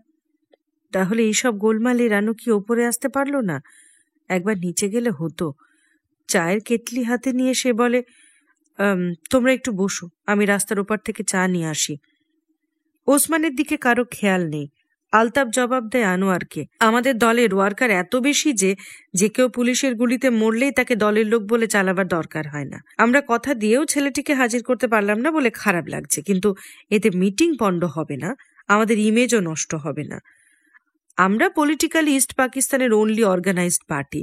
এটা কি দলের ফ্যাকশনের ফ্যাকশন, না 4 জনের আন্ডারগ্রাউন্ড পার্টি? শেষের কথাটি আনোয়ারকে বিশেষভাবে খোঁচা দেওয়ার জন্য বলল। আনোয়ার কিছু না বলায় তার কথার প্রবাহ দ্বিগুণ বেগ পায়। আমরা ছাত্রবন্ধে ইউনিটি করেছি শুধু সকলের মধ্যে ঐক্যবোধ করে তোলার জন্য। আমাদের পার্টির প্রোগ্রাম অনেক স্পেসিফিক, অনেক স্পষ্ট। কেবল সকলের মধ্যে পার্টিসিপেশনের ফিডিং দেওয়ার জন্য সকলের সঙ্গে নেমেছি। আলতাফের কথা জনসভার বক্তৃতার আবেগ ও চাতুর্য। আনোয়ার তাকে প্রায় জোর করে থামিয়ে দিয়ে বলে, 11 দফা মেনে নিয়ে তোমাদের স্টুডেন্ট উইংস কি অন্য পার্টিগুলোকে ফেভার করেছে? তা আমি বলিনি। আমি বলছিলাম যে আমাদের 6 দফা নিয়েই আমরা সম্পূর্ণ এগিয়ে যেতে পারতাম, কিন্তু কাউকে বাদ দিয়ে কাজ করতে চাই না বলেই আমরা 11 দফার প্রোগ্রামকে সাপোর্ট দিয়েছি। এটুকু তুমি যদি অ্যাপ্রিসিয়েট করতে না পারো তো সেটা খুবই দুঃখজনক। বলতে বলতে আলতাফ উঠে দাঁড়ায়। আরে ওসমান কোথায়? সে কথার আমল না দিয়ে আনোয়ার বলে, তাহলে 6 দফাই তোমাদের ফাইনাল? 6 দফা নিয়ে সাধারণ মানুষের লাভটা কি হবে? আলতাফ জবাব দেয়, আমাদের সমস্ত দুর্ভোগের কারণ হলো পশ্চিম পাকিস্তানের শোষণ। 6 দফায় রাষ্ট্রীয় কাঠামো এমন করার ব্যবস্থা রয়েছে যাতে একটি অঞ্চল আরেকটি অঞ্চলকে শোষণ করতে না পারে। আমরা যা উপার্জন করব খরচ করব আমরাই, আমাদের টাকা পাচার হয়ে যেতে পারবে না, ট্যাক্স বসাতে পারবো আমরা, বাইরের দেশের সঙ্গে ব্যবসা বাণিজ্য করব আমরা। প্রাচীনকালে বা মধ্যযুগে বাঙালি ব্যবসা করেনি? বলতে বলতে আলতাফের গলা থেকে রাগ কিংবা বিরক্তি ঝরে পড়ে। সে খুব অভিভূত, আবেগে তার গলা জড়িয়ে আসে। বাঙালি এককালে জাভা, বালি, সুমাত্রায় যেত মশলা কিনতে, নিজেরা কাপড় নিয়ে যেত বিক্রি করতে। বাঙালি তাঁতির তৈরি কাপড় ইউরোপে বেস্ট কোয়ালিটি কাপড় বলে দাম পেয়েছে। সেই দক্ষতা আবার দেখাবো। ওয়েস্ট পাকিস্তান আর্মির পেছনে বাঙালির রক্ত পানি করা টাকার অপচয় ঘটবে না। আমরা আলাদা আর্মির কথাও বলছি। আনোয়ার বলে, হ্যাঁ, বাঙালি আর্মির পেছনে পিপলের টাকা খরচ হবে, তাতে মানুষের লাভটা কি? সেটা নির্ভর করবে আমাদের উপর। বাঙালি আর্মি আমাদের লোক, আমাদের মানুষের সেনাবাহিনী। আমাদের সেনাবাহিনী আমাদের নির্যাতন করবে কেন? শোষণ কি কেবল আঞ্চলিক? এখানে প্রধানত এবং প্রথমত তাই। তাহলে কোটি কোটি বাঙালি যে হাজার হাজার বছর ধরে এক্সপ্লয়েটেড হয়ে আসছে, সে কার হাতে? দেশের ভেতরেই এক্সপ্লয়েটাররা থাকে, বিদেশির কোলাবোরেটররা থাকে, গ্রামে গ্রামে থাকে, জমিতে থাকে, মিল ফ্যাক্টরি হলে সেখানেও থাকবে। ট্যাক্স বসাবার রাইট চাও? কে বসাবে? কার উপর? এই দুই বাঙালি কি একই ধরনের? শোনো, যারা কাপড় বুনেছে তারা বাইরে গিয়ে কাপড়ের ব্যবসা কিন্তু করেনি। তারা কাপড় পরতেও পারত না ঠিক মতো। বাঙালি সেনাবাহিনী হলেই বাঙালির উদ্ধার হবে? বাঙালি আর্মি তখন চেপে বসবে বাঙালিরই ওপর। বাঙালি ছাড়া আর কার ওপর দাপট দেখাবার ক্ষমতা হবে তার? পাঞ্জাবি সোলজারের উর্দু গালাগালি শুনতে খারাপ লাগে? বাঙালি কর্নেল সাহেবের বাংলা ভাষায় শুয়োরের বাচ্চা বললে কি তার পা জড়িয়ে ধরে বলবো, আমরি বাংলা ভাষা? তোমরা ওয়েস্ট পাকিস্তানের হাত থেকে এমানসিপেশনের কথা বলছো, কিন্তু কাদের জন্য? ইস্ট পাকিস্তানের পিপলের জন্য? না, ট্যাক্স বসাবার রাইট পিপল চায় না। পিপলের রাইট শুধু ট্যাক্স দেওয়ার। বাঙালির হাতে পাওয়ার চাও তো? মানে বাঙালিদের এক্সপ্লয়েট করার লাইসেন্স চাও? ক্ষমতা মানেই শোষণ নয়। ক্ষমতা যদি তোমার লক্ষ্য না থাকে তবে এইসব আন্দোলন করার উদ্দেশ্য কি? কিন্তু ক্ষমতায় গিয়ে দেশের সাধারণ মানুষের ভাত কাপড়ের কোনো গ্যারেন্টি তো তোমরা দিচ্ছ না। অটোনমি করে পাকিস্তান হয়েছে। তোমাদের অটোনমিতে বাঙালি সিএসপি প্রমোশন পাবে, বাঙালি মেজর সাহেব মেজর জেনারেল হবে, বাঙালি আদমজি ইস্পাহানি হবে। তাতে বাঙালি চাষার লাভটা কি? ডিপার্টমেন্ট ভাগাভাগি করে মানুষের ইমানসিপেশন হয়? তাহলে ওয়াপদা, পিআইডিসি, রেলওয়েজ ভাগ করে আয়ুব খান বাঙালির ইমানসিপেশনে হেল্প করেছে। ওসমান চায়ের কেটলি নিয়ে ঘরে ঢোকে। কাপে ও গ্লাসে চা ঢালতে ঢালতে সে হাঁপায় এবং বলে, তাড়াতাড়ি চা খাও, নিচে একটা ঘাপলা হয়েছে। কি হয়েছে? কি হলো? আনোয়ারের উদ্বেগে তেমন সাড়া না দিয়ে আলতাফ বলে, বাঙালি আদমজি ইস্পাহানি তৈরি করার প্রোগ্রাম নিলে মানুষ এভাবে সাড়া দেয়? শোনো দোস্ত, পাকিস্তানের অ্যাবসার্ড ও উদ্ভট জিওগ্রাফির জন্য যে কোনো নেগলেক্টেড রিজিয়নের লোকের ধারণা হতে পারে যে এই ভৌগোলিক অবস্থায় তাদের সমস্ত দুঃখ কষ্টের একমাত্র কারণ। এই অ্যাবসার্ড জিওগ্রাফি থাকবে না, ইট মাস্ট গো। কিন্তু পাকিস্তান নিয়ে মুসলমানেরা যখন নাচানাচি করেছিল, তাদেরও আইডিয়া দেওয়া হয়েছিল যে হিন্দু তাড়াতে পারলেই তাদের ইমানসিপেশন হবে। তাদের এই তর্ক আরও চলত, কিন্তু ওসমান বারবার তাগাদা দেয়, চলো চলো, রঞ্জুর বাবাকে ডেকে বাড়িওয়ালা খুব ধমকাচ্ছে, পাড়ার লোকেরা খবর পেয়ে ওনার বাড়ি ঘেরাও করতে যাচ্ছে। নিচে রাস্তায় বেশ বড় ধরনের জটলা। চট করে হাড্ডি খিজিরকে চোখে পড়ে। তার গলাও সবচেয়ে উঁচু। আমি নিজে দেখছি, মহাজনে ওনারে ধমক দিতাছে। মহাজনে কয় পুলিশে এক পোলারে মারছে, বাকিটারে পুলিশের হাতে তুইলা দিমু আমি নিজে। কি চোট ছাড়তাছে, আমাগো সাহেব না গেলে মনে লয় 2-4 খান চটকানা বি মাইরা দিত। আহ, তুই চিল্লাস কেলায়? আলাউদ্দিন মিয়া ধমক দেয়, কিন্তু তেমন জোরে নয়। আলতাফকে দেখে সে অনুযোগ করে, আপনি ঠিক পিটটান দিলেন। পোলাপানে আমারে কয় মিটিং তো ধইরা রাখতে পারি না, পাবলিকে শহীদের ভাইয়েরে দেখবারে চায়। আলতাফ বলে, আমি তো ওদের ঘরে গিয়েছিলাম, শুনি ওর ছোট ভাই গেছে নরসিংদী, আর বাপ যেন কোথায় বেরিয়ে গেছে। যাইব কোথায়? খিজির আলী ফের এগিয়ে আসে। বাড়িওয়ালা কাউলকা রাইতে একবার ধমকি দিয়া গেছে, রঞ্জুরে জানি মিটিংয়ে না পাঠায়। আবার আউজকা মকবুল সাবরে ধইরা লইয়া গেছে, মহল্লায় পোড়াপার না গেলে তো মায়েরই দিত। মিটিং এর মধ্যে উনিরে এই কথাগুলি কইতে হইব। ব্যাগটি কইয়া দিব। মহাজনে কি কইরা তারে বেউজ্জতি করছে পাবলিক রে কইয়া দিব। উত্তেজনা ও আবেগে খিজির কাঁপে।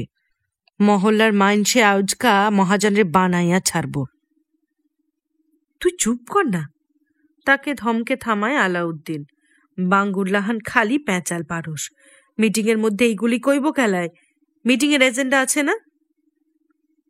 এইসব হইচই ও লোকজনের মাঝামাঝি হাতে কাঁচা ঘি রঙের শার্ট এবং সবুজ চেকচেক লুঙ্গির ভেতর থরথর করে কাঁপে মকবুল হোসেন। তার ঠোঁটের কাঁপন দেখে রঞ্জু উপরের দিকে তাকায়। ওদের বারান্দায় রেলিংয়ে ঝুঁকে দাঁড়িয়ে নিচের দিকে তাকিয়ে রয়েছে রানু। রানুর মুখ ভয়ানক ফ্যাকাশে। আহা, মেয়েটা নিশ্চয়ই খুব ভয় পেয়েছে। চারপাশের কোলাহল ওসমানের কানে বাজে আবহ সঙ্গীতের মতো। এসব ছাপিয়ে শোনা যায় রানুর মিনতি, আপনি একটু বলেন না, আব্বারে মিটিংয়ে নিলে আব্বা কিছু বলতে পারবে না। আব্বা একেবারে সাদা সিধা মানুষ, আব্বারে আপনি ঘরে নিয়ে যান। ওসমান ফের উপরে তাকায়। না, কোথায় রানু? ইশারায় তাকে টেকে রানু কি এসব কথা তাকে বলতে পারত না? ওসমান ভাবে, যাই রানুকে বলে আসি, আমি তো আছি, তোমার বাবাকে আমি দেখব, তুমি কিচ্ছু ভেবো না। কিন্তু রানুর সঙ্গে এইসব কথাবার্তা বলার বা তার উপর রানুর আস্থা উপভোগ করার কপাল কি ওসমানের হবে? লোকজন শালা ছুটছে। ছুটন্ত জটলার ভেতর থেকে হঠাৎ স্লোগান ওঠে, শহীদের রক্ত বৃথা যেতে দেব না। এরপর ফের স্লোগান, আবু তালেবের রক্ত বৃথা যেতে দেব না। এরকম 2-3 বার স্লোগান দেওয়ার পর খিজিরের কণ্ঠস্বর শোনা যায়, আয়ুবের দালাল মহাজন। কিন্তু এর কোনো জবাব পাওয়া যায় না। দ্বিগুণ শক্তিতে খিজির চিৎকার করে, আয়ুবের দালাল মহাজন। এবার জবাব আসে, ধ্বংস হোক, ধ্বংস হোক। এরপর ফের স্লোগান ওঠে, মহাজনের জুলুম, মহাজনের জুলুম, চলবে না, চলবে না। খিজির এবার ফের নতুন স্লোগান তোলে, মানুষের ডাইক্কা বেইজ্জতি করা চলবে না, চলবে না। পাড়ার ছেলেরা মনে হয় মজা পেয়েছে। খিজিরের রাগ তারা উপভোগ করে। রঞ্জুর বাবার ঠোঁট আরো তীব্রভাবে কাঁপে। ওসমানের ভয় হয়, এরা কি রহমতুল্লাহর বাড়ি থেকে রানুদের উচ্ছেদের ব্যবস্থা করছে? আলাউদ্দিন মিয়া ছিল মিছিলের পুরো ভাগে। খিজিরের দিকে তাকিয়ে সে একটু থামে। মিছিল এগিয়ে চলে। ওপরের দিকে চামড়া জড়ানো হাড্ডি সর্বস্ব হাত ওঠানো খিজির তার সামনে এলে আলাউদ্দিন চোখ ঘুরিয়ে একটু নিচু স্বরে বলে, খ্যাঁচরামকরণের জায়গা পাইলি না? না, এইগুলি কি কসারামজাদা, এইগুলি কি? খামোশ মায়েরা থাক। কিন্তু আনোয়ার এগিয়ে আসে। কেন? মহাজন তো খুব খারাপ ব্যবহার করেছে, তার বিরুদ্ধে স্লোগান দিলে ক্ষতি কি? খিজির আলী ভরসা পেয়ে বলে, আরে আমি তো তাই কই, রঞ্জুর বাপে স্টেজের উপর খাড়াইয়া কৌক, মহাজন আমারে লইয়া গিয়া বেইজ্জতি করছে, আপনারা বিচার করেন। আনোয়ার সায় দেয়, বলুক না, আয়ুব খানের লোকাল এজেন্টদের এক্সপোজ করা দরকার। আলাউদ্দিন মিয়া কিন্তু আনোয়ারের দিকে মনোযোগ দেয় না। এমন কটমট করে খিজিরের দিকে সে তাকায় যে মনে হয় ওকে আচ্ছা করে পেটাতে পারলে তার শরীরটা জুড়ায়। কিন্তু মামার বদ অভ্যাসগুলো তার উপর বর্তায়নি। চাকরের গায়ে সে কখনো হাত তোলে না, পারতপক্ষে মুখও খারাপ করে না। তাহলে কি খিজিরকে আজ বরখাস্ত করে দেবে? তবে আপাতত সেই কাজ স্থগিত রেখে আনোয়ারকে বলে, আপনারা আমাগো মহলার খবর রাখেন না, তাই সব কথা কন। রহমতুল্লাহ সর্দার রে ওপেনলি কন্ডেম করলে মহলায় রিয়াকশন খারাপ হইব, বুঝলেন না? আলতাফ এবার এগিয়ে আসে আনোয়ারের সমর্থনে। মুসলিম লীগের এইসব পচা রদ্দি মালের বিরুদ্ধে কথা বললে কার গায়ে লাগবে? দরকার কি? আলাউদ্দিন তর্ক করে। মকবুল সাহেব মঞ্চে দাঁড়াইয়া কইব তার পোলারে পুলিশে গুলি করছে, আর পোলারে মারার ফলে তাদের ফ্যামিলিতে মুসিবত নাইমা আসছে, আর পোলা ছিল ফ্যামিলির অনলি আর্নিং মেম্বার। এইগুলি বলুক, আমাদের দরকার পাবলিকের সিম্প্যাথি, নাকি কন? আনোয়ার তবু গো ছাড়ে না। স্টেজে উঠে কান্নাকাটি করার দরকার কি? এ তো নাটক হচ্ছে না। পাবলিক কাঁদানো আমাদের উদ্দেশ্য নয়, বরং মহাজনের শয়তানিটা এক্সপোজ করলে কাজ হয়, তাই না আলতাফ? আলতাফ এবার আলাউদ্দিনের ওপর খুব বিরক্ত হয়েছে। ওই লোকটাকে এত ভয় পাচ্ছেন কেন মশাই? আপনাকে পুলিশ অ্যারেস্ট করে যখন, তখন ওই লোক পুলিশকে ঠেকাতে এসেছিল? তার স্বর একটু নরম হলো। আপনি সেই কবে থেকে পলিটিক্স করছেন, এত সাফার করলেন, তবু এদের চিনতে পারলেন না? ওইগুলি কথা কইয়া ফয়দা কি কন? আলতাফকে থামিয়ে দিলেও আলাউদ্দিন নিজেই ওইসব কথা শুরু করে। মুসলিম লীগের এগেনস্টে কথা বললে যখন গুনাহ হইতো, বুঝলেন, গুনাহ হইতো। জামাতে নামাজ ভি পড়বার দিত না। আমরা তখন ছোট আছিলাম, তখন থাইক্কা জানটারে বাজি রেখা চোঙা ফুকতাছি। ওই যে মুজিব ভাইয়ের পিছে খাড়াইছি, আর ইমাম বদলায় নাই, তার পিছনেই রয়েছি। একটু থেমে সে ফের বলে, মহলার মধ্যে কার কিরকম ইজ্জত আমরা জানি না? কথা বলতে বলতে স্লোগান দিতে দিতে ওরা এগিয়ে যাচ্ছে। পার্কের ভেতর থেকে আসে বক্তৃতার আওয়াজ। আরো একটু এগোলে কথাগুলো স্পষ্ট হয়। ভাই সব, 23 বছর থেকে সোনার বাংলার সম্পদে ফুলে ফেঁপে ওঠে পশ্চিম পাকিস্তান। বাংলাকে শোষণ করে গড়ে তোলা হয় করাচি, লাহোর, ইসলামাবাদ। পশ্চিম পাকিস্তানের মরুভূমিতে খাল কেটে আজ ফসল ফলানো হচ্ছে, সেসব কার টাকায়? আমাদের বন্যা সমস্যার কোনো সমাধান হয় না। আমাদের কৃষক আজ পাটের দাম পায় না। বাংলার ছাত্র সমাজ আমাদের এখানে তৈরি কাগজ কিনতে বাধ্য হয় বেশি দামে। বাঙালি বলে ভালো চাকরি থেকে আমরা বঞ্চিত। আমাদের অধিকার আদায়ের কথা বলবার জন্য আমাদের নেতাকে কারাবন্দী হতে হয়। মিথ্যা ষড়যন্ত্রের মামলা চাপিয়ে তাকে নিঃশেষ করে দেওয়ার ফন্দি আটে আইয়ুব খান। ভাই সব, আমরা 52 সালে রক্ত দিয়েছি, 62-তে রক্ত দিয়েছি, 69-এ সূত্রপাত, রক্তপাতের ভেতর। ভাই সব। ভিক্টোরিয়া পার্ক ভর্তি মানুষ, শহীদ মিনারের বিশাল বেদিতে অনেক লোক। এদের বেশিরভাগই বিভিন্ন ছাত্র প্রতিষ্ঠানের নেতা ও কর্মী। বেদির চারিদিকে সিঁড়িতেও ছেলেরা বসে রয়েছে, কারো কারো হাতে পোস্টার সাটা বাঁশের চাটায়। পাশে রেলিং টপকে উপচে পড়ছে মানুষ, দেওয়াল ঘেঁষে ফুটপাতে দাঁড়িয়ে বা হাঁটতে হাঁটতে বক্তৃতা শুনছে। পূব দিকের গেট থেকে ফুচকাওয়ালা ঘুগনিওয়ালাদের সরে যেতে হয়েছে ওপারে ইসলামিয়া কলেজের গেটে। এখান থেকে উল্টো দিকে ট্যাক্সি স্ট্যান্ডে 3টে ট্রাক, ট্রাকে রাইফেল হাতে সদা প্রস্তুত পুলিশ বাহিনী। শীতের বিকালবেলাটা গড়িয়ে পড়েছে এই পার্কে। শেষ রোদ লেগে শহীদ মিনারের গম্বুজ লালচে সাদা রঙে হাসছে। মাইকে এখন অন্য একটি কণ্ঠ।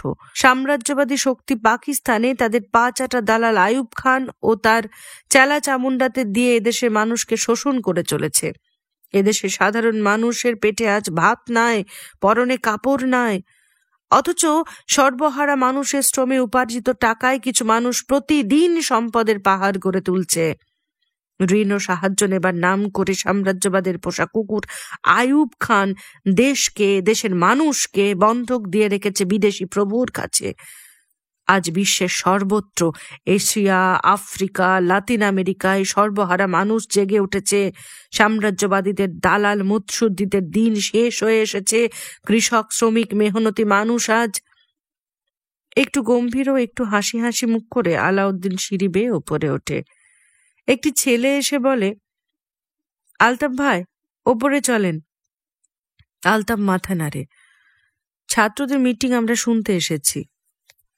আলাউদ্দিন মিয়ার পেছনে খিজিরও সিঁড়ি বেয়ে ওঠে, কিন্তু বেদি পর্যন্ত না উঠে বসে পড়ে সিঁড়ির ওপরের একটি ধাপে। খিজির আলীর পেছনে ছিল মকবুল হোসেন। খিজির বসার সঙ্গে সঙ্গে লোকটা ওর পাশে দাঁড়ায়। আলাউদ্দিন উদ্যোক্তাদের কয়েকজনকে পাশে ডেকে কানের কাছে মুখ এনে কি বলে, আর সেই উদ্যোক্তারা দাঁড়ায় বক্তৃতারত ছেলেটির পাশে। ছেলেটি বলে, ভাই সব, আর মাত্র একটি কথা বলেই আমি বিদায় নেব। আমি কেবল এই কথা বলতে চাই যে শুধু সরকার বদলালেই আমাদের দুঃখ কষ্টের অবসান ঘটবে না। সাম্রাজ্যবাদীরা চায় না যে আমাদের ঘুণে ধরা সামন্তবাদী ও পুঁজিবাদী সমাজ ব্যবস্থা থেকে আমরা মুক্ত হই। তারা তাই আমাদের নানা রকম রং বেরঙের দালাল দিয়ে। তার বক্তৃতা শোনা যায় না। বেদির নিচেই একটি জটলা স্লোগান দিতে শুরু করে, জাগো জাগো বাঙালি জাগো, পিন্ডি না ঢাকা, ঢাকা ঢাকা, আগরতলার ষড়যন্ত্র মানি না, মানি না। এর মধ্যে অন্য একটি তরুণ মাইকের সামনে এসে দাঁড়িয়েছে। পাশে রঞ্জুর বাবার পিঠে হাত দিয়ে দাঁড়িয়ে রয়েছে আলাউদ্দিন মিয়া। মাইকে শোনা যায়, ভাই সব, আপনারা বসে পড়ুন, বসে পড়ুন। আজ আমাদের মধ্যে উপস্থিত হয়েছেন আমাদের মহান শহীদ ভাইয়ের মহান পিতা। আপনারা জানেন, এখানে বক্তা বড় উত্তেজিত হয়ে পড়ে এবং বড্ড তাড়াতাড়ি কথা বলতে থাকে। একই সঙ্গে মাইকে কোঁকো আওয়াজ শুরু হওয়ায় তার কথা কিছুই বোঝা যায় না। একবার শোনা যায়, আমরা জানি, আমরা জানি, আমরা জানি। তার জানা জিনিসটা বলার সুযোগ পায় না। কয়েকজন এসে মাইক দখল করে এবং বলে, গত 8ই ডিসেম্বর পুলিশের গুলিতে নিহত ওয়াপদার তরুণ কর্মচারী শহীদ আবু তালেবের পিতা এখন আমাদের সামনে কিছু বলবেন। তার কথা শেষ হবার আগেই দক্ষিণ দিকের গেটের পাম গাছের নিচে জটলা থেকে স্লোগান ওঠে, সাম্রাজ্যবাদের দালালরা, হুঁশিয়ার হুঁশিয়ার, দুনিয়ার মজদুর, এক হও, এক হও, কেউ খাবে কেউ খাবে না, তা হবে না, তা হবে না, জোরদারের গদিতে আগুন জ্বালো একসাথে, মিল মালিকের গদিতে আগুন জ্বালো একসাথে। এইসব স্লোগান চলছে। তখন আবার বেদির নিচে সেই জটলা থেকে দক্ষিণ দিকে মুখ করে কয়েকজন স্লোগান দেয়, বাংলার মজদুর, এক হও, এক হও, 6 দফা 6 দফা, মানতে হবে মানতে হবে, আগরতলা ষড়যন্ত্র, মানি না মানি না, শেখ মুজিবের মুক্তি চাই মুক্তি চাই। দুটো জটলা চিৎকার করার ভঙ্গি এমন যে মনে হয় তারা যেন পরস্পরের দিকে স্লোগান ছোড়াছুড়ি করছে। শ্রোতাদের বেশিরভাগই দুই দিকের স্লোগানেরই সাড়া দিচ্ছে, কিন্তু স্লোগান আর থামে না দেখে লোকজন এদিক ওদিক তাকাতে শুরু করে। কিছু কিছু লোক রেলিং এর বাইরে যাবার উদ্যোগ নেয়। খিজির দাঁড়িয়ে মঞ্চে ওঠে এবং সেখান থেকে গোটা পার্কটাকে ভালো করে দেখার চেষ্টা করে। মঞ্চে সবাই শিক্ষিত লোকজন, বেশিরভাগই ইউনিভার্সিটি বা কলেজের ছাত্র। অন্তত ভদ্রলোক তো বটেই, কিন্তু এদের মধ্যে দাঁড়ালেও কেউ তাকে খেয়াল করে না। যেভাবে স্লোগান পাল্টা স্লোগান চলছে তাতে মিটিংয়ের পরিণতি নিয়ে সবাই উদ্বিগ্ন। আলাউদ্দিনও ঘাবড়ে গিয়েছিল বৈকি। তার অনেক দিনের অভিজ্ঞতা, সে জানে এসব ব্যাপার কেবল শব্দবাণে সীমাবদ্ধ থাকে না। ছাত্রদের মধ্যে কি ধরনের ঐক্য স্থাপিত হয়েছে কে জানে। ইউনিভার্সিটিতে বছরের পর বছর ধরে ল ক্লাসে পড়ে থাকা নেতাগুলো কি কিছুই আঁচ করতে পারে না? কর্মীদের অস্ত্র কখন যে মুখ থেকে হাতে সরে কোন শালা জানে। আলাউদ্দিন তাই খিজিরকে একটু চোখ টিপে দেয়, সে যেন তার সামনে একটু আড়াআড়ি ভাবে দাঁড়ায়। কিন্তু এই বাঙ্গুটার বুদ্ধি দেখো, ব্যাটা তার ইশারার কি বুঝলো, হাত দিয়ে মাইকে স্ট্যান্ড ধরে ফেললো। তারপরে খিজির চেঁচাতে শুরু করে, ভাই সব, ভাই সব, আপনারা খালি খালি চিল্লামিল্লি করেন কেলায়, খামোশ মাইরা মিটিং হনবার পারেন না? 5 জনে 10 জনে এক লগে নামছেন, খালি চিল্লামিল্লি করবেন তো খালি হাও হাও হইব, কাম হইব আপনাদের কেলাটা। কাম করেন এক লগে, হাও হাও করনেন না। হেলার গ্যাঞ্জাম তো বহুত করছেন, অহন আল্লাহর ওয়াস্তে চোপাগুলিরে একটু আরাম দেন। খিজির আলী দৈর্ঘ্য ও কৃশতা, তার ভাঙাচোরা গাল, কাঠখোট্টা মার্কা চেহারা, কালচে পুরু ঠোঁট কিংবা তার ঘোরতর স্থানীয় উচ্চারণে শ্রোতাদের মধ্যে দারুণ হাসাহাসি শুরু হয়। এমনকি আলাউদ্দিনও হাসতে হাসতে তার পিঠে হাত রেখে বলে, ল হয়েছে। লোকজন খুব হাসছে। যারা তাকে চেনে তারা তো হাসছেই, তারা জানে যে কোথাও কোনো গোলমাল কি জটলা দেখলেই হাড্ডি খিজির সেখানে হাজির হয়ে চাপাবাজি করবে। শ্রোতাদের বেশিরভাগই তাকে চেনে না, তারা আরও হাসছে। মাইকের সামনে এখন মকবুল হোসেন, কিন্তু লোকজন খিজিরের উচ্চারণ ভঙ্গি নিয়ে নিজেদের মধ্যে খুব মুখ ভ্যাংচাচ্ছে। মকবুল হোসেনের দিকে তাদের মনোযোগ দেবার সময় কোথায়? আনোয়ার ও আলতাফ স্লোগান ও পাল্টা স্লোগানে আড়ষ্ট হয়ে পরস্পরের দিকে না তাকাবার চেষ্টা করছিল। খিজিরের এই কাণ্ড দেখে তারা সহজ হলো নিজেদের মধ্যে খুব হাসাহাসি করে। স্লোগান বন্ধ করে ছেলেরা নিজেদের অজান্তেই খিজিরের আহ্বান মেনে নিয়েছে। খিজিরের প্রতি ঠাট্টা, কৌতুক ও বিদ্রুপের অভিন্ন প্রতিক্রিয়ায় বিভিন্ন জটলার ছেলেদের পরস্পরের প্রতি তেতো মনোভাব স্থগিত রইল। আলাউদ্দিন মিয়া ঠোঁটে হাসি বিছিয়ে রেখেই ঘোষণা করে, এখন আপনাদের সামনে বক্তব্য রাখবেন শহীদ আবু তালেবের পিতা জনাব মকবুল হোসেন সাহেব। শ্রোতারা মোটামুটি চুপচাপ হয়ে মঞ্চের দিকে তাকিয়ে থাকে, কিন্তু মকবুল হোসেনের জিভ দিয়ে ঠোঁট মুছে, বারবার মুছে। আমি বলার পর সে ঢোক গেলে এবং ফের শুরু হয় তার জিভ দিয়ে ঠোঁট মোছার গুরুত্বপূর্ণ কাজ। তার পেছন থেকে একজন তরুণ নেতা বলে, বলেন না, বলেন। এই গলা মাইকে বড় স্পষ্ট। বলেন, আয়ুব মোমেনের লেলিয়ে দেওয়া পুলিশ বাহিনী আমার ছেলেকে নির্দয়ভাবে হত্যা করেছে। কথাগুলো আস্তে বললেও মাইকে শোনা যায়। এবার শ্রোতাদের মধ্যে সাংঘাতিক নীরবতা। মকবুল হোসেনের ঠোঁট কাঁপে। পেছনে ছেলেটি ফের বলে, বলেন, বলেন, বলেন। মকবুল হোসেন আস্তে আস্তে বলে, আমার ছেলে আবু তালেব, আমার বড় ছেলে মোহাম্মদ আবু তালেব গত মাসের 8 তারিখে নিউ মার্কেটের সামনে নীলক্ষেতের মোড়ে পুলিশের গুলিতে। তরুণ ছাত্রনেতা পম্পড করে, বলেন, মিছিল থেকে মারা গেছে। ছাত্রনেতা ফের পম্পড করে, বলেন, আমার ছেলেটি মারা গেছে, কিন্তু আমার ছেলের মতো লক্ষ লক্ষ ছেলেকে আজ আয়ুব শাহী উচ্ছেদ করার জন্য। কিন্তু মকবুল হোসেনের ভারী গলায় বলা হয়ে যায়, আমার একটি ছেলে মারা গেছে, কিন্তু আমার আরেকটি ছেলে আছে। তাকে যদি বাঁচাতে না পারি, তাকে কেমনে বাঁচায়?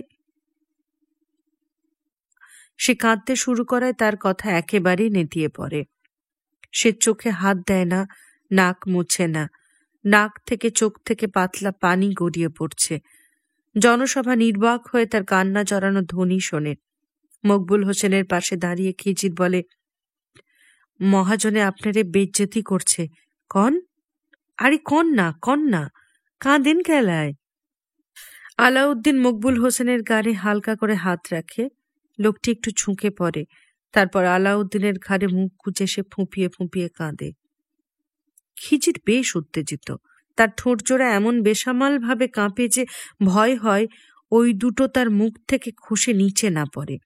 অস্থির ঠোঁট জোড়া থেকে বেরিয়ে আসে, কাঁদেন কেলায়? কথাটা কইবার পারলেন না? আরে কন না, ডর কিসের? আমরা এতটি মানুষ আছি। আরে কাঁদনের কি হইল? কইয়া ফেলান। মহাজনে আপনারে ডাইক্কা লইয়া কেমন বেউজ্জতি করছিল। আরে কন না। মঞ্চের ও সিঁড়ির লোকজন, সমস্ত অডিয়েন্সের সঙ্গে মাইকে মকবুল হোসেনের ফোঁপানি শুনতে শুনতে তার প্রতি সহানুভূতি ও তার পুত্র শোকে বেশ মুদ হয়ে বসেছিল। খিজিরের এইসব উত্তেজিত অনুরোধও মাইকে ধরা পড়ায় মকবুল হোসেনের ফোঁপানি বারবার বিঘ্নিত হয়। লোকজনের মেজাজ চড়ে যায়। একজন বলে, আহ, আর একজন বলে, আপদটা। এই দ্বিতীয় জনের গলায় শিশুদের কোলাহলে কাঁচা ঘুম ভাঙা মানুষের বিরক্তি। কুট্টিটার কমন সেন্স নেই। মকবুল হোসেন তার বুকে মাথা রাখায় আলাউদ্দিন বড় অভিভূত। সমস্ত শ্রোতার চোখ এখন তার দিকে। তাকে 2 হাতে প্রায় আষ্টে পিষ্টে জড়িয়ে ধরতে ধরতে কৃতজ্ঞ গদগদ কণ্ঠে আলাউদ্দিন ঘর ঘর করে, ভাই সাহেব, একটু শক্ত হতে চেষ্টা করেন। একটু থেমে সে বলে, শক্ত হন, ডর কইরেন না, রহমতুল্লাহ সর্দারে আমি সামলাইবার পারুম। মিটিং শেষ হলে রিকশা আর পাওয়া যায় না। ওসমান এবং আনোয়ারকে হাঁটতে হলো একেবারে রথখোলার মোড় পর্যন্ত। রিকশায় উঠে লাভটা কি হলো? মানুষে, গাড়িতে, স্কুটারে, রিকশায়, সাইকেলে নবাবপুর একেবারে ঠাসা। ওদের রিকশা কিছুক্ষণ চলে, ফের থামে। সামনে যানবাহনের স্রোত থামে, ওদের রিকশাও থামে। রাস্তা ফের চলতে শুরু করলে রিকশাও চলে। মিটিং থেকে বেরোবার পর থেকে আনোয়ারের মেজাজ চড়ে আছে। ব্যাটারা আছে খালি নিজেদের নিয়ে, নিজেদের লিডার, নিজেদের পার্টি ছাড়া কোনো কথাই নেই। ওসমান বলে, নিজেদের কথা বলবে না কেন? পার্টিগুলো তো আর মার্জড হয়ে যায়নি। আরে ভাই, পাবলিক মিটিং তো সেমিনার নয়। সেমিনারে না হয় নিজের নিজের বক্তব্য বলতে পারে। এই পর্যন্ত বলে তাদের সামনে দাঁড়িয়ে থাকা একটি দোকানের সামনে সিমেন্ট আনলোড করা ট্রাকের উদ্দেশ্যে আনোয়ার গালাগালি করে। তারপর ফের বলে, শুধু নিজের কথায় বলবে তো ইউনিটি করার দরকার কি? বলতে দাও না। ওসমান এমন করে বলে যেন মিটিংয়ে দলের বক্তব্য প্রকাশ করতে দেওয়ার মালিক আনোয়ার। বলতে দাও, দেখো মানুষ কার প্রোগ্রাম অ্যাকসেপ্ট করে। আরে না, এর মধ্যে যদি বুঝতে পারে যে অন্য কোনো পার্টির প্রোগ্রামে মানুষ সাড়া দিচ্ছে, তো ব্যাটারা নিজেরাই সেই ইস্যু নিজেদের নামে চালাবে। তাহলে তো ভালোই। ওসমান হাসে। মনে করো তোমাদের প্রোগ্রাম ওরা অ্যাকসেপ্ট করলো, তাহলে কি তোমাদের বিজয় হলো না? না না না না না না, আমাদের প্রোগ্রাম ওরা নেবে স্লোগান হিসেবে। কোনো প্রোগ্রামের প্লুরালিটি বুঝে তাই নিয়ে স্লোগান ছাড়বে। এককালে অটোনমি নামে খড়গহস্ত ছিল। পাকিস্তানের কনস্টিটিউশনে নাকি 99% অটোনমি দেওয়া হয়েছে। আবার দেখো, এরাই এখন অটোনমির চ্যাম্পিয়ন। এরপর দেখবে সোশ্যালিজমকে নেবে স্লোগান হিসেবে, অথচ কোনো ইস্যুকে এরা পিপলের কাছে নিয়ে যায়নি। যে কোনো পার্টির যে কোনো প্রোগ্রাম মানুষের মধ্যে পপুলার হলে সেটা স্লোগানটা এরা পিক আপ করে নিয়েছে। কিন্তু এই প্ল্যাটফর্ম থেকে সবাই বললে লোকে কিন্তু বুঝতে পারবে কার কথা জেনুইন, কারটা শুধু চাল মারা। এছাড়া কাজ করতে করতে ওয়ার্কারদের মধ্যে পরস্পরের মতামত সহ্য করার অভ্যাসও গড়ে উঠতে পারে। এখানে কি ধৈর্যের পরীক্ষার পরম সহিষ্ণুতা ট্রায়াল দেওয়া চলবে? কই, ওই লোকটাকে তো বলতে দেওয়া হলো না। কোন লোকটা? আরে ওই যে রিক্সাওয়ালা না কি স্কুটার ড্রাইভার, ওই যে তোমাদের আলাউদ্দিন মিয়ার এমপ্লয়, ওকে তো বলতে দেওয়াই হলো না। মতামতের আদান প্রদান কি খালি ভদ্রলোকদের মধ্যে চালাচালি করবে?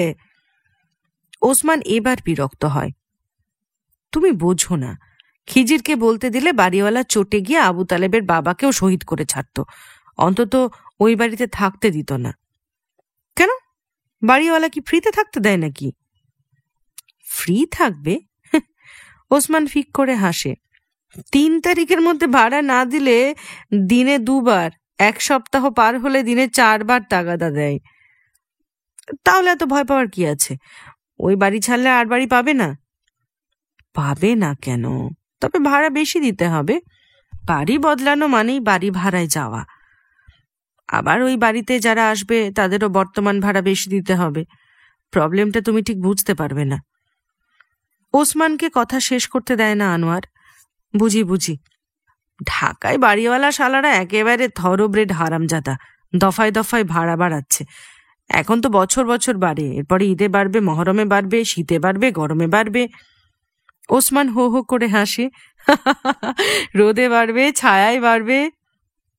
হ্যাঁ, তারপরে ধরো বাঙালি জাতীয়তাবাদের তোর যেভাবে আসছে, তাতে মনে হয় শহীদ দিবস উপলক্ষেও বাড়বে, পয়লা বৈশাখ বাড়বে। আনোয়ার হাসতে হাসতে বলে। ওসমান খুশি হয়। আনোয়ারও তো বাড়িওয়ালা। যাক, ওসমানের কথা সে রাগ করেনি। হাসি থামিয়ে আনোয়ার বলে, আমাদের বাড়িতেও তো দেখি আম্মার ভাইয়া ভাড়া বাড়াবার ব্যাপারে সব সময় একমত। ওসমান বিব্রত হয়। না, সবাই তো এরকম নয়, তবে ধরো বাড়ি ভাড়া দেওয়াটা এখন একরকম ব্যবসা। ব্যবসা কি বলছো? জমিদারি, জমিদারি বলো। আনোয়ার অতিরিক্ত উত্তেজনা প্রকাশ করে।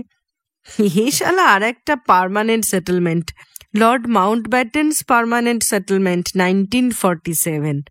এদিক ওদিক করে একটা বাড়ি বানাও, এক বাড়ি ভাড়ার টাকায় আর একটা বাড়ি করো। সেকেন্ড টাইমে একটু পশ এরিয়ায়, থার্ড টাইমে গুলশান। ব্যাস, এক জেনারেশনেই বুর্জোয়া। বাড়িওয়ালাদের সম্বন্ধে কথা উঠলে আনোয়ার একটু বাড়াবাড়ি রকম চটে। অবশ্য ওদের বাড়ির বিশেষ ধরনের সুবিধা সে খুব একটা নেয় না। তার কলেজের চাকরি রোজগারের বড় একটা অংশ তুলে দেয় মার হাতে। বাড়ির যে অংশে ভাড়াটেরা থাকে সেদিকে পারতপক্ষে পা মারায় না। তাহলে এই বাড়ি ভাড়ার প্রসঙ্গ উঠলে সে এত চড়া গলা হয় কেন? ওসমান এ নিয়ে কোনোদিন ভাবেনি, এখনো ভাবল না। তবে ভদ্রতা বলেও তো একটা কথা আছে। একজনের পরিবারে দুর্বল দিক যে কথায় এসে পড়ে তা এড়িয়ে চললে কি ভালো হয় না? ওসমান তাই আগের প্রসঙ্গে ফিরে যেতে চায়। খিজিরকে বলতে দিলে হতো কি, ও হয়তো রহমতুল্লাহ সর্দারের নামে যাতা বলতো, মিটিংয়ে ক্যাওস হতে পারত। রাখো, বাড়িওয়ালা যত শক্তিশালী হোক না কেন, মানুষ যেখানে টোটাল এক্সপ্লয়টেশনের বিরুদ্ধে মাথা তুলে দাঁড়াচ্ছে সেখানে তার পজিশন আর কি এমন শক্ত? সামনের ট্রাক সিমেন্টের বস্তা নামিয়ে দিয়ে স্টার্ট নিল, কিন্তু আলুবাজারের মোড়ে ফের জ্যাম। ওসমান সেই ট্রাফিক জ্যামের কারণ খুঁজতে খুঁজতে বলে, না, আবু তালেবের বাবাকে যদি উৎখাত করে তো তার সমস্ত কষ্টটা বহন করতে হবে তাকে নিজেকে। আমাদের বাড়িওয়ালার যারা অপোজিট গ্রুপের লোক, তারাও তাকে কম ভাড়ায় বাড়ি দেবে না। টাকা পয়সার ব্যাপারে লোকটা একটু ট্রাবলে আছে। তালিব মারা যাওয়ার পর।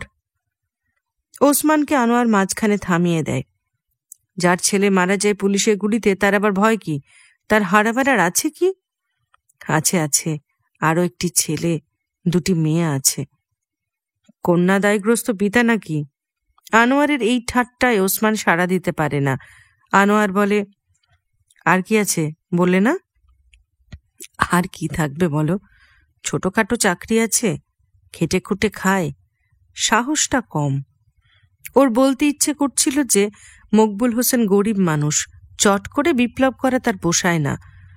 আনোয়ার একটু গম্ভীর হয়ে বলে, ঢাকা শহর বলে তোমাদের এইসব রহমতুল্লাহ এখনো পর্যন্ত দাপটে আছে, গ্রামে অবস্থা অন্যরকম। তোমাকে বললাম চলো একবার ঘুরে আসি, সামনের সপ্তাহে চলো না। তোমার কলেজ? আরে কলেজ তো সবসময় বন্ধ, একবার ছেলেরা স্ট্রাইক করে, একবার গভর্নমেন্ট বন্ধ করে দেয়, বাকি সময়টা হয় রোববার নয় ভ্যাকেশন। চলো চলো ঘুরে আসবে।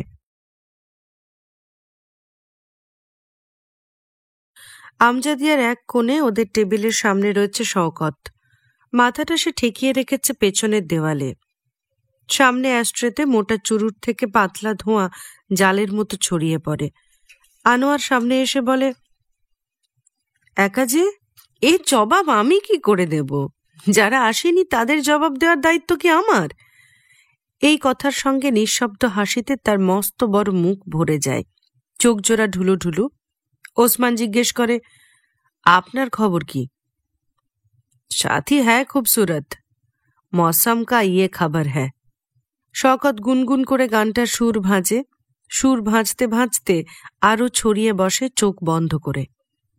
চা খেতে খেতে আনোয়ার জিজ্ঞেস করে, ওসমান, তোমার ছুটি নেওয়ার কি করলে? ওসমান আমতা আমতা করে বলে, একটু মুশকিল হচ্ছে দোস্ত, আমাদের সেকশনে একজন ছুটি নিয়েছে, তার আর ফেরার নামই নেই। আরে তোমার তো মেলা ছুটি পাও না, একবার অ্যাপ্লাই করেই দেখো না। ওসমান আমতা আমতা করে, না, আবার একটা প্রাইভেট টিউশনে নিতে হলো, এবার পরীক্ষা দেবে। ইন্টারমিডিয়েট না, এসএসসি মানে ম্যাট্রিক দেবে। এখন পরীক্ষা কোথায়? চলো তো যাই, ঘুরে এসে তৈরি করে দিও। ওসমান সিগারেট ধরাতে ধরাতে বলে, কিন্তু অঙ্কে খুব কাঁচা, তাড়াতাড়ি ম্যানেজ করা যাবে না। ওসমান ভাবে ভালো করে দেখিয়ে না দিলে রানুটা এবারও ফেল করবে, দায়িত্ব নিয়ে এভাবে কেটে পড়াটা কি ঠিক? এইসব গরু গাধাকে পড়াও কেন? তুমি তো ভালো ছেলে না হলে পড়াতে না? একটা ব্লান্ট ছাত্রকে পড়াতে বিরক্ত লাগে না? এইবার রানুর জন্য ওসমানের খুব খারাপ লাগে। মনে হচ্ছে একই অঙ্ক বারবার ভুল করার অপরাধে বাইরের একটা লোক এসে রানুকে বিশ্রীভাবে হেনস্থা করছে। খাতা থেকে মুখ তুলে রানু ওসমানের দিকে তাকিয়ে রয়েছে। রানুর মুখ আস্তে আস্তে ঝাপসা হয়ে আসে।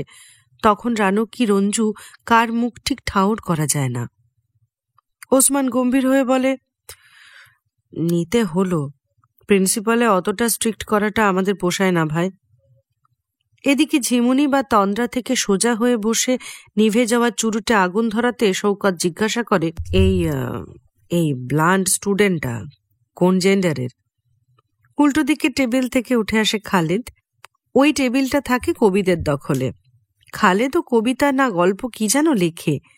খালেদ এসেই শওকতকে বলে, কি ওস্তাদ, আউট হয়ে গেছেন নাকি? শওকত হাসে, এত তাড়াতাড়ি? গুলিস্তান থেকে 5টা পেগ দিয়ে বউনি করে এলাম। 5 পেগ মেরে দিলেন? 5 পেগের কথা তার বিশ্বাস হয়নি। বিশ্বাস করার কোনো কারণও নাই। তা কি খেলেন? আনোয়ার জিজ্ঞেস করলে শওকত ফের হাসে, এই শীতে আর কি চলবে, this weather whispers, whisky whisky. Khaled বলে, চলেন এবারে হাক্কায় একটু বঙ্গজননীর সেবা করা যাক। উঠে দাঁড়াতে দাঁড়াতে শওকত বলে, আসেন না আনোয়ার, একটা পাইট মেরে আসি। আনোয়ার সরাসরি না করে, না, এক জায়গায় যেতে হবে। খালেদ একটু ঠাট্টা করে, বিপ্লব ত্বরান্বিত করার কাজে? শওকত তখন ওসমানকে আহ্বান জানায়, ওসমান। ওসমান সঙ্গে সঙ্গে রাজি। আনোয়ারের দিকে না তাকিয়েই, কাল দেখা হবে দোস্ত বলে শওকত ও খালেদের সঙ্গে সে বেরিয়ে যায়। বললাম না আছে। তুমি কি আমার থেকে বেশি জানো? তুই তো সব জানিস। ওসমানের একটু ঘুম পাচ্ছিল। রানু ও রঞ্জুকে ঘরে দেখে বিছানা থেকে উঠে বসল। রাত্রিটা বিচ্ছিরি কেটেছে। ঘুম হতে পারে এই আশায় অনেকক্ষণ ধরে মাস্টারবেশন করে, কিন্তু একটু তন্দ্রায় গড়াতে না গড়াতে পানিটোলার চাপা গলিতে সারি সারি খাটা পায়খানার বালতির পাশ দিয়ে কার সঙ্গে হেঁটে যাওয়ার স্বপ্ন দেখে এবং স্বপ্নের মধ্যেই গুয়ের গন্ধে জেগে উঠে ছাদে গিয়ে বমি করে ফেলল। বমির পর আর ঘুম হলো না। সকাল থেকে এ পর্যন্ত 4টে অ্যান্টাসিড ট্যাবলেট এবং অফিস থেকে ফেরার পথে আনন্দময়ী হিন্দু হোটেলে বাটা মাছের পাতলা ঝোল দিয়ে ভাত খেয়ে বেশ ভালো লাগছিল। ঘন্টা 2 ঘুমিয়ে নিতে পারলে সন্ধেটা চমৎকার কাটত। আপনি কখন আসছেন? রানুর এই প্রশ্নের জবাব দেওয়ার আগেই রঞ্জু বলে, নেন আমারে কয়েকটা ট্রান্সলেশন দেখাইয়া দেন। এই স্কুল টিস্কুল হয় না, আব্বা অস্থির হইয়া থাকে। আপারে বললাম, চলো খাতাপত্র নিয়ে চলো। না, যদি না থাকে এখন যাও, খাতা বই নিয়ে আবার আসো, খালি আপ ডাউন মারো। রানু জিজ্ঞাসা করে, খাওয়া দাওয়া করবেন না? খেয়ে এসেছি। এখন বিশ্রাম করবেন? আরে না না, দুপুরে আমি কখনো ঘুমাই না, একেবারেই না, নেভার। ওসমান এতটা তাড়াহুড়ো করে বলে যে মনে হয় এই বিবৃতির ওপর অনেক কিছু নির্ভর করে। কথার এই দ্রুত ও অস্থির গতি নিজের কানেই মাত্রা ছাড়ানো বলে মনে হলে তাকে ফের বলতে হয়, গত বৎসর দুপুরে ঘুমিয়েছিলাম মাত্র 1 দিন, তাও ছুটির দিন ছিল। দুপুরবেলা ঝমঝম করে বৃষ্টি হচ্ছিল, না ঘুমিয়ে উপায় ছিল না। রঞ্জু হাসতে হাসতে জিজ্ঞাসা করে, তারিখ মনে আছে? খুব স্মার্ট ভঙ্গিতে সাহেবী উচ্চারণে ওসমান বলার চেষ্টা করে, জানুয়ারি দ্য 22nd, 1968 AD। জানুয়ারি মাসে বৃষ্টি হয়? রঞ্জুর এই সংশোধনী বাক্যে হাসির হল্লা ওঠে। ওসমানের মাথার ভেতরে ঘুমের যে প্রস্তুতি চলছিল তার আর লেশ মাত্র বাকি থাকে না। ভাই বোনকে বসতে বলে সে একটা সিগারেট ধরায়। রঞ্জুকে বলে, তোমার ট্রান্সলেশন দেখি। রানুর সঙ্গে কথা বলার আগে সিগারেট খুব জোরে টান দেয়, কিছুক্ষণ কাশে, তারপর ঢোক গেলে বার কয়েক। বলে, তোমার ঐকিক নিয়ম না আজ? ছাদের দিকে দরজায় দাঁড়িয়ে ওসমান সিগারেট টানে। তক্তপোষে পাশাপাশি বসেছে ভাই বোন। গায়ের রং দুজনের প্রায় একই রকমের শ্যামলা। সেকেন্ড ব্র্যাকেটের মতো ঢেউ তোলানো দুজোড়া নীলচে ঠোঁট, নাকের নিচে ঠোঁটের ওপর ছোট্ট ভাঁজও দুজনের এক রকম। দুজনের নাকও বোধহয় এক মাপের, স্কেল দিয়ে মেপে দেখা যায়। তবে রানুর নাকের ডগায় ও নাকের নিচে ছোট্ট ভাঁজটিতে বিন্দু বিন্দু কয়েক ফোঁটা ঘাম, কিন্তু রঞ্জুর মুখে কোথাও ঘামের কোনো চিহ্ন নাই। ওসমান নিজের নাকের ডগা ও নাকের নিচে আঙুল বুলিয়ে নিল। না, একেবারে শুকনা খাঁ খাঁ করছে। রানুর ও রঞ্জুর দুজনেরই হাসি হাসি মুখ, কিন্তু রানুর নাক ও ঠোঁটের ওপরকার একক ঢেউটির নাতিশীতোষ্ণ নোনতা শিশির বিন্দু তাকে একেবারে আলাদা করে রেখেছে। সিগারেটের ধোঁয়ার পাতলা পর্দা ম্যাগনিফাই গ্লাসের মতো রানুর ঘামের বিন্দুগুলোকে অনেক বড় করে দেখায়। মনে হয় তার নাকের ডগায় ও ঠোঁটের ওপরকার ঢেউয়ে শিশির বিন্দু সব বৃষ্টির ফোঁটা হয়ে টলটল করছে। ওসমানের পিপাসা পায়। রানুর নাকের ডগায় ও ঠোঁটের ওপরকার ঢেউতে মুখ রেখে সমস্ত জলবিন্দু শুষে নেবার জন্য সে ছটফট করে। একটা চুমুক দিলে হয়তো সারাদিন আর পানি খেতে হবে না। সিগারেটে টান দিতে ভুলে গিয়ে ওসমান নিজের নিচের ঠোঁট কামড়ে ধরে। রঞ্জু বলে, ছোটাপ্পা তুমি থাকো, আমি তোমার বই খাতাগুলো নিয়ে আসি। আমার বই খুঁজতে গিয়ে আমার সব বইপত্র তুই ওলট পালট করবি, আমি যাই। ওসমান বলে, রানু তুমি বই খাতা আনোনি কেন? রানু কথাটা বলতে ওসমানের জিভ শিরশির করে। এই শব্দটি বলতে তার শ্বেতবিন্দু প্রাণের পিপাসা 100 গুণে বেড়ে গেল। নামটির উচ্চারণে তার ঠোঁট ও জিভ ছাড়িয়ে সেই পিপাসা যেন দাউ দাউ করে ছড়িয়ে পড়ে সারা শরীরে। ওসমান তখন তক্তপোষের সামনে টেবিল টেনে এনে টেবিলের এপারে ঘরের একমাত্র চেয়ারটিতে বসে। রানু ও রঞ্জু এখন ওর মুখোমুখি। পিপাসা নিভিয়ে দেওয়ার কিছুমাত্র ইচ্ছা ওর নাই। চোখ জোড়া দিয়ে যতটা পারা যায় রানুর ঘামের বিন্দু শুষে নেবার চেষ্টা করছে। পিপাসার তীব্রতা ক্রমে বাড়ে। তা থেকে শক্তি সঞ্চয় করে ওসমান হুকুম দেয়, রানু, এখন আবার নিচে যাবে কেন? রঞ্জু, যাও, ওর অঙ্ক বই খাতা নিয়ে এসো। রানু বলে, দেখ, বইপত্র ওলটপালট করিস না। জবাব না দিয়ে লাফাতে লাফাতে রঞ্জু নিচে নামে। ওসমানের মুখোমুখি একা বসে রয়েছে রানু। ওসমান কি এখনই অঙ্কের কথা বলবে, নাকি আগে রানুর নাকের ডগা ও তার নিচেকার ঘামের ফোঁটা শুষে নেবার পিপাসার কথা বলবে? কথাটা শুরু করবে কিভাবে, সে এই নিয়ে একটু প্রবলেমে পড়ে। রানু বলে, অনেক রাত্রে ফিরেছেন না? হ্যাঁ, তুমি কি করে জানলে? সিঁড়ি দিয়ে আপনার ওঠার আওয়াজে আমার ঘুম ভাঙছে। রানুর সেকেন্ড ব্র্যাকেট মার্কা ঠোঁটচোরার ফাঁক দিয়ে বেরিয়ে আসা এই সব শব্দ তার নাকের ডগা ও তার নিচেকার বিন্দু বিন্দু লিকার পানের জন্য ওসমানের পিপাসার ইন্ধন যোগায়। আপনি এত রাত্রে আসেন, ভয় লাগে না? ভয় কিসের? ওসমান বলে বটে, কিন্তু তার তীব্র সেদ তৃষ্ণা তার ধ্বনি প্রবাহের স্বাচ্ছন্দ্য নষ্ট করে। বাক্য কাঁপে। রানু কিন্তু অনায়াসে বলে, রাস্তাঘাটে আজকাল কত রকম গোলমাল, কোন দিন কি হইতে পারে আপনি জানেন? কোনো উদ্বেগ, ভয় বা আবেগে নয়। রানুর গলার স্বর হয়তো সর্দিতে একটু ভারী।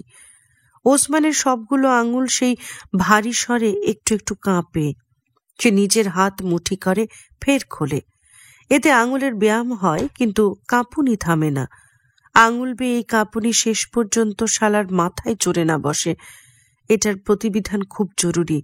সে করে কি, তার ডান হাতের তর্জনীয় মধ্যমা এগিয়ে রানুর নাকের ডগায় ছুঁয়ে আস্তে আস্তে ঘামের বিন্দুগুলো মুছে ফেলে। তারপর ব্লটিং পেপার চেপে রাখার ভঙ্গিতে তর্জনীটা আস্তে করে ঠেসে ধরে রানুর নাকের নিচেকার ছোট্ট ভাঁজের ওপর।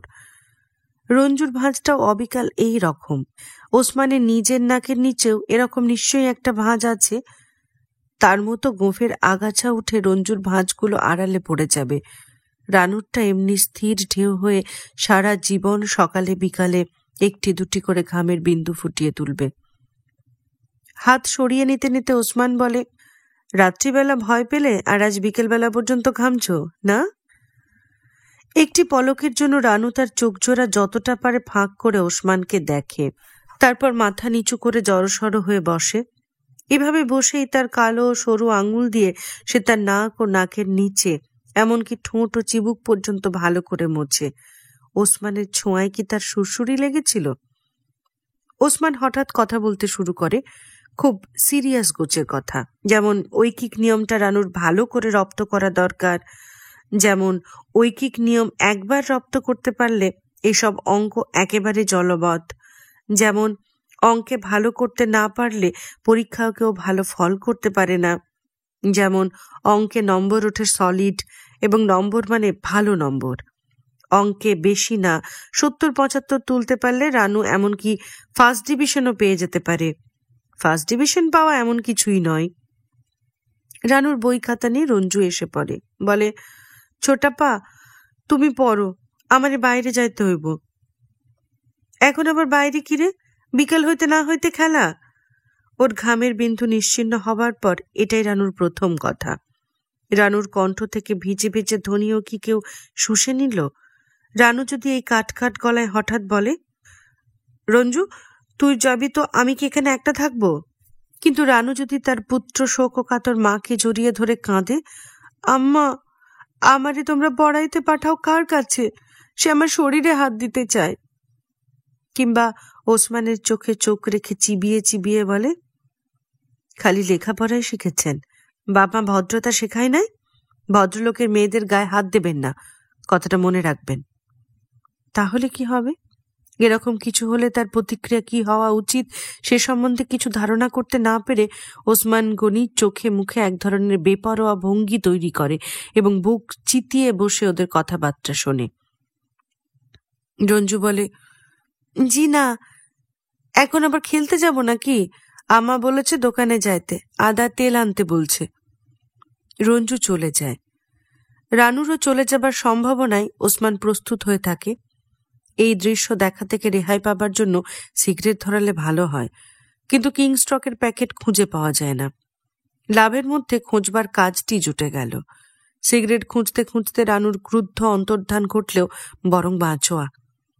শেষ পর্যন্ত সিগারেট ধরিয়ে লম্বা টান দিয়ে ওসমান যখন ওর দিকে তাকালো, রানু তখন নিবিষ্ট চিত্তে পাটিগণিতের পাতা উল্টাচ্ছে। একটু অন্যদিকে তাকিয়ে ওসমান বলে, দেখি। কয়েক মিনিটের মধ্যে ওসমান ঐকিক নিয়মের মধ্যে দারুণভাবে ডুবে গেল।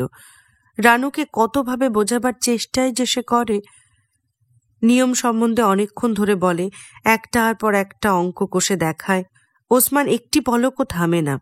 একটি অঙ্কের উত্তর লিখতে না লিখতে আরেকটিতে হাত দেয়, এবং রানু বুঝলো কি বুঝলো না জিজ্ঞেস করার অবসর পর্যন্ত তার হয় না। রানুই শেষ পর্যন্ত বলে, দেন, বুঝলাম তো, দেন। রানুর এই অতিরিক্ত সপ্রতিভ ভঙ্গির সঙ্গে তার ঠোঁটের কোণে খুব ছোট্ট একটি হাসির বাঁকা আভাস সম্পূর্ণ খাপ খেয়ে গেছে। সেই আভাস অবিচলিত রেখে রানু বলে, আমারে অত বুঝাইতে লাগে না, দেন। হ্যাঁ হ্যাঁ, সে তো বটে। ওসমান এমনভাবে বলে যেন এতক্ষণ ধরে অঙ্ক বোঝানোটা তার অপরাধ হয়ে গেছে। রানু অঙ্ক কষে তার ভ্রু একটুখানি তুলে ওসমানের দিকে দেখে। ওসমানও আর চোখে তাকায় বটে, তবে তার মনোযোগের 100 ভাগই রানুর অঙ্কের দিকে। রানু একটার পর একটা অঙ্ক ভুল করে যাচ্ছে। এত ভুল দেখে ওসমান বিরক্ত হয় না বা হতাশও হয় না। তার আফসোস হয় তার ডান হাতের তর্জনীয় মধ্যমা শুকিয়ে যাচ্ছে। অন্যান্য আঙুল থেকে কায়দা করে দুটোকে সে আলাদা করে রেখেছিল, কিন্তু অঙ্ক কষার জন্য কলম ধরার ফলে দুটো আঙুল থেকে সমস্ত শিশির বিন্দু কি একেবারে উবে গেল। আর চোখে একবার দেখা গেল যে রানুর নাকের ডগায় কি তার নিচে ছোট্ট ভাঁজের উপর ঘামের ফোঁটার আর চিহ্ন মাত্র নাই। এদিকে রানুর ভুল অঙ্ক কষারও বিরাম নাই। রঞ্জুটার একটু বোকামির জন্য কি দরকার ছিল তার নিচে যাওয়ার? মেয়েটার নাকের ডগা খটখটে খাঁ খাঁ হয়ে গেল। ওই শ্যামবর্ণের মুখে আর রইলটা কি? একটু আগে ওসমানের ছিল ভয়, রানুর প্রতিকূল প্রতিক্রিয়ার ভয়। সেটা বরং ভালো। এখন ক্লান্ত ভোঁতা ধরনের অনুভূতি সমস্ত শরীর জুড়ে দাপট মারে। কিছুক্ষণের মধ্যে এই অনুভূতির কারণ ও উৎস সে ভুলে যায়, ফলে অকারণ হতাশা চেপে বসে আরো জোরে সোরে। তার বুক থেকে ছড়াতে ছড়াতে ওপরের দিকে মাথার শীর্ষভাগ ও নিচে পেটের ডান দিক পর্যন্ত তার ডালপালা পৌঁছে যায়। পেটের চিনচিনে ব্যথা ফের জেগে ওঠে। ব্যথা আস্তে আস্তে বাড়ে এবং একটা পর্যায়ে এসে আর বাড়ে না, সেইখানেই থেকে যায়। তবে এতে লাভ হয় বই কি।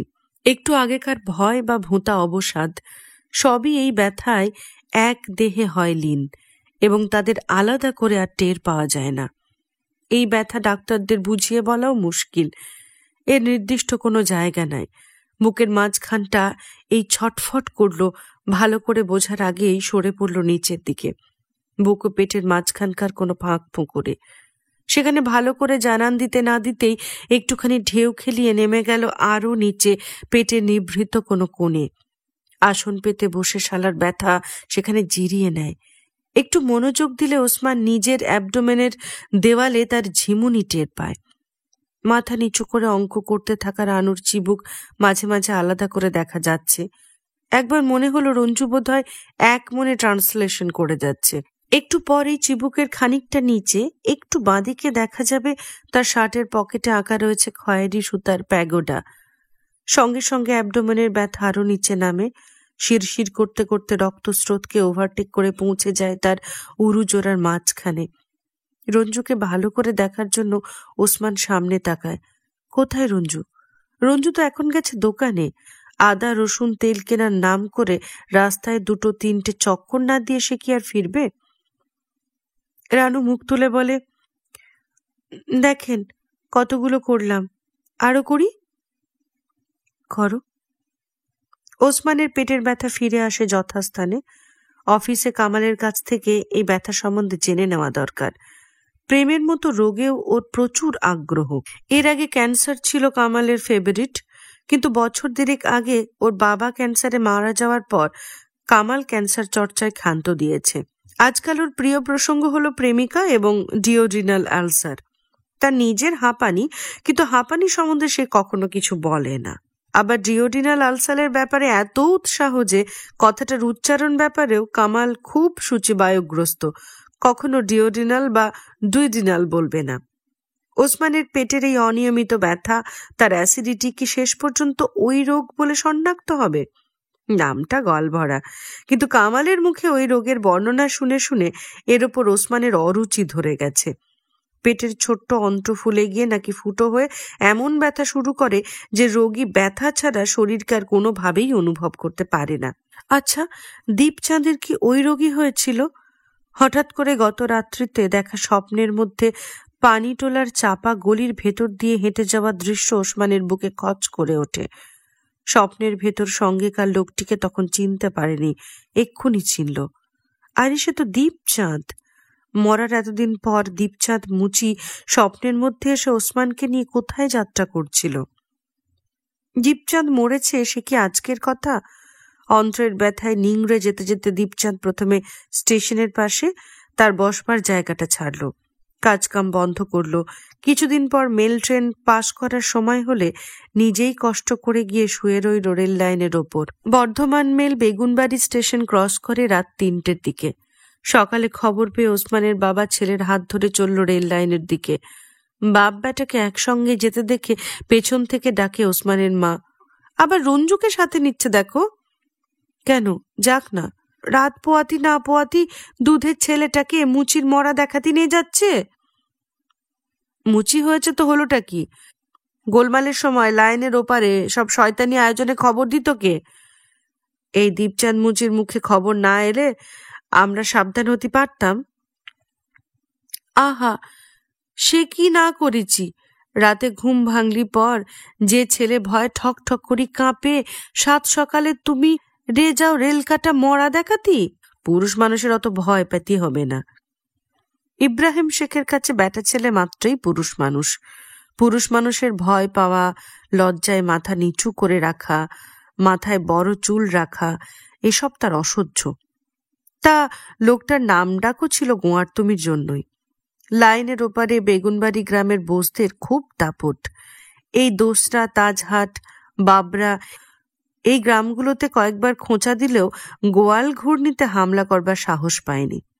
গোয়াল ঘূর্ণির কয়েক ঘর মুচি কি এর আশেপাশে জেলেদের পটাবার চেষ্টা করেও বাবুরা সুবিধা করতে পারল না। শেখেরা কি কম দাপটে ছিল? দেশভাগের পরেও 2 বছর 14ই আগস্ট এলে পাকিস্তানের নিশান ওড়াবার জন্য ইব্রাহিম শেখের হাত নিষ্পিস করত। গ্রামের ছেলে ছোকরাদের প্রথম প্রথম কি উৎসাহ! ইব্রাহিম ভাই, ঝান্ডা ওড়ান দিনি, বেগুনবাড়ির মৌলানারা কিছু করতে আসে তো বাছাধনদের রেল লাইনে পার করে আর বাড়ি ফিরে যেতে হবে না। পরে সে উৎসাহ আর ছিল না। গ্রামের খন্দকারদের ব্যবসা প্রতিষ্ঠানের কাজ নিয়ে ইব্রাহিম শেখ সপরিবারে গেল ঢাকায়। এসে বছর 3 যেতে না যেতেই পাকিস্তান বা পাকিস্তানের পতাকা কোনো ব্যাপারেই তার এতটুকু আগ্রহ রইল না। ফের গ্রামেই ফিরে গেল। শুরু হলো উঠতে বসতে নাজিমুদ্দিন নুরুল আমিনকে মোনাসেফ আর বেঈমান বলে গাল দেওয়া। তো ওসমানের হাত ধরে নিয়ে চলল ইব্রাহিম। বাইরে উঠোন পেরিয়ে বড় তরফের বাঁধানো ঘাটওয়ালা পুকুর। ঘাটের ইটগুলো তখন বড় মিয়া দাঁতের মতো খসে খসে পড়ছে। পুকুর পাড়ে রাস্তা ধরে 200-250 গজ গেলে বুড়ো বটতলা। এই বটতলা ছিল ওসমানদের খেলার জায়গা। এখান থেকে বাঁক নিলে ছিপছিপে একটা পথ, সেই পথে খানিকটা গেলে ইটখোলা বিলের শুরু। বিলের পাড়ে দীপচাঁদের মাটির ঘর। ঘরের আশেপাশে কি বিলের ধারে মুখ দিয়ে মাটি খুঁড়তে খুঁড়তে চড়ে বেড়ায় দীপচাঁদের এক পাল শুয়োর।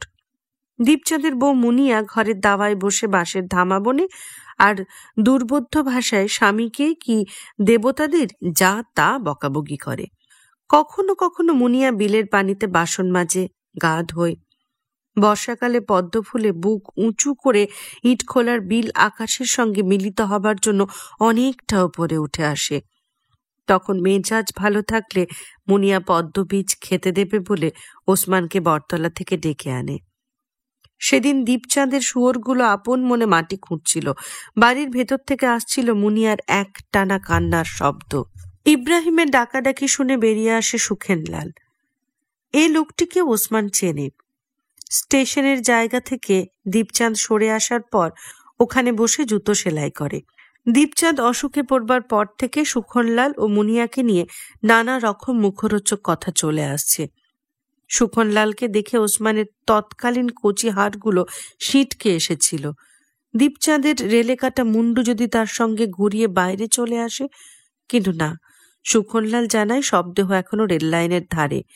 দারোগাবাবুর হুকুম, পুলিশের লোক না পৌঁছানো পর্যন্ত সরানো চলবে না। আশেপাশের গ্রামে জাত ভাইদের খবর দেওয়া হয়েছে, তারা এসে লাশ ঘিরে বসে রয়েছে।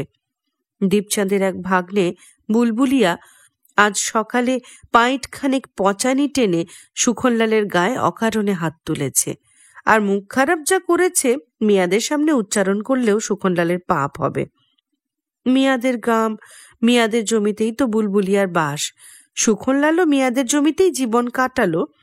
ইব্রাহিম শেখ কি এর কোনো বিহিত করতে পারবে না? ওদিকে দীপচাঁদের ঘরের ভিতর কয়েক মিনিট বিরতির পর মুনিয়া ফের কাঁদতে শুরু করে। ইব্রাহিম শেখ ওসমানকে বলে, তুই বাড়ি যা রঞ্জু। ওসমান তবু তার সঙ্গে হাঁটলে ইব্রাহিম ধমক দেয়, বললাম না বাড়ি যা। না, আমি যাব তোমার সঙ্গে। ওসমান জেদ ধরে, আমাকে মরা মানুষ দেখতে হবে। আবার কথা বলে। ইব্রাহিম ধমক দেওয়ার পর লোভ দেখায়, যা, আমি ফেরার সময় স্টেশনের বাজার থেকে সন্দেশ আনবো খন, যা। না, আমি সন্দেশ খাবো না, রেলে কাটা মানুষ দেখবো। আমি কোনোদিন দেখিনি, আজ দেখবো। ইব্রাহিম শেখ কিন্তু চটে ওঠেনি, বরং আরো নরম হয়ে বলে, তুই যা বাবা, কাল তাজহাট থেকে টিয়া এনে দেবো, কেমন? এখন যা। ট্রেনের তলায় আত্মহত্যাকারী দীপচাঁদকে দেখানো থেকে বিরত করার জন্য ইব্রাহিম শেখ শেষ পর্যন্ত ওসমানের অনেক দিনের আবদার পূরণ করার প্রতিশ্রুতি দেয়। জ্যান্ত পাখি পাবার আশায় ওসমানের রেলে কাটা মরা দেখার লোভ ছাড়তে হয়। আজ দেখো, এতদিন পর দীপচাঁদ নিজেই তার স্বপ্নের মধ্যে এসে হাজির হলো। সেদিন তাকে কেমন দেখাচ্ছিল, লুঙ্গি গিরের ওপর তোলা, গায়ে টুইলের হাফ হাতা শার্ট, হাতে জ্বলছে কাঁচি সিগারেট। ইব্রাহিম শেখ দীর্ঘ পা ফেলে ফেলে চলে যায় রেল লাইনের দিকে। রোগা প্যাকাটি সুখনলাল যাচ্ছে পেছন পেছন, নালিশ করে, মাঝে মাঝে থুতু ফেলে, ফের নালিশ করে। কিছু দূর যাবার পর হাবু মল্লিকের ভাঙা জমির বাবলা ঝোপের আড়ালে চলে গেলে ওদের আর দেখা হয় না। আর এদিকে বিলের তীরে দাঁড়িয়ে ওসমান তার সর্বাঙ্গে শোনে মুনিয়ার এক টানা কান্নার ধ্বনি। এই জায়গাটায় মুনিয়া বাসন মাজে আর গোসল করে বলে এখানে কোনো পদ্ম ফুল নাই। পানিতে ওসমানের ছায়া পড়ে, পানির পাতলা ঢেউয়ে তার সেকেন্ড ব্র্যাকেটের মতো ঠোঁটচোরা বারবার স্থানচ্যুত হয়। শার্টের বুক পকেটে এমব্রয়ডারি করা প্যাগোডা পানির অস্পষ্ট মন্ত্রোচ্চারণ এলোমেলো হয়ে ছড়িয়ে পড়ে। দীপচাঁদের বাড়ির পেছনের আউশের ক্ষেত থেকে কালচে হলুদ রঙের গন্ধ এসে দীপচাঁদের বউয়ের কান্নার সঙ্গে মিশে ধনী গন্ধ রঙের বিন্যাস নষ্ট করে দেয়। বিলের পানিতে শ্রীমান রঞ্জু তখন ওসমানের মুখোমুখি শুয়ে একটু ভয়ে ও একটু কামনায় কাঁপে। ওসমান নয়ন ভরে পানির সে রঞ্জুকে দেখছে। রঞ্জু পানি হয়ে উঠে দাঁড়িয়েছে তার সামনে, সে খেয়াল করেনি। হঠাৎ রঞ্জুর কথা শুনে সে মাথা উঁচু করে তাকালো।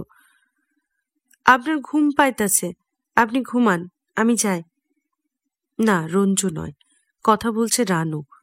ওসমান বিব্রত হয়, হঠাৎ ঘুম পাচ্ছে কেন বুঝতে পারছি না।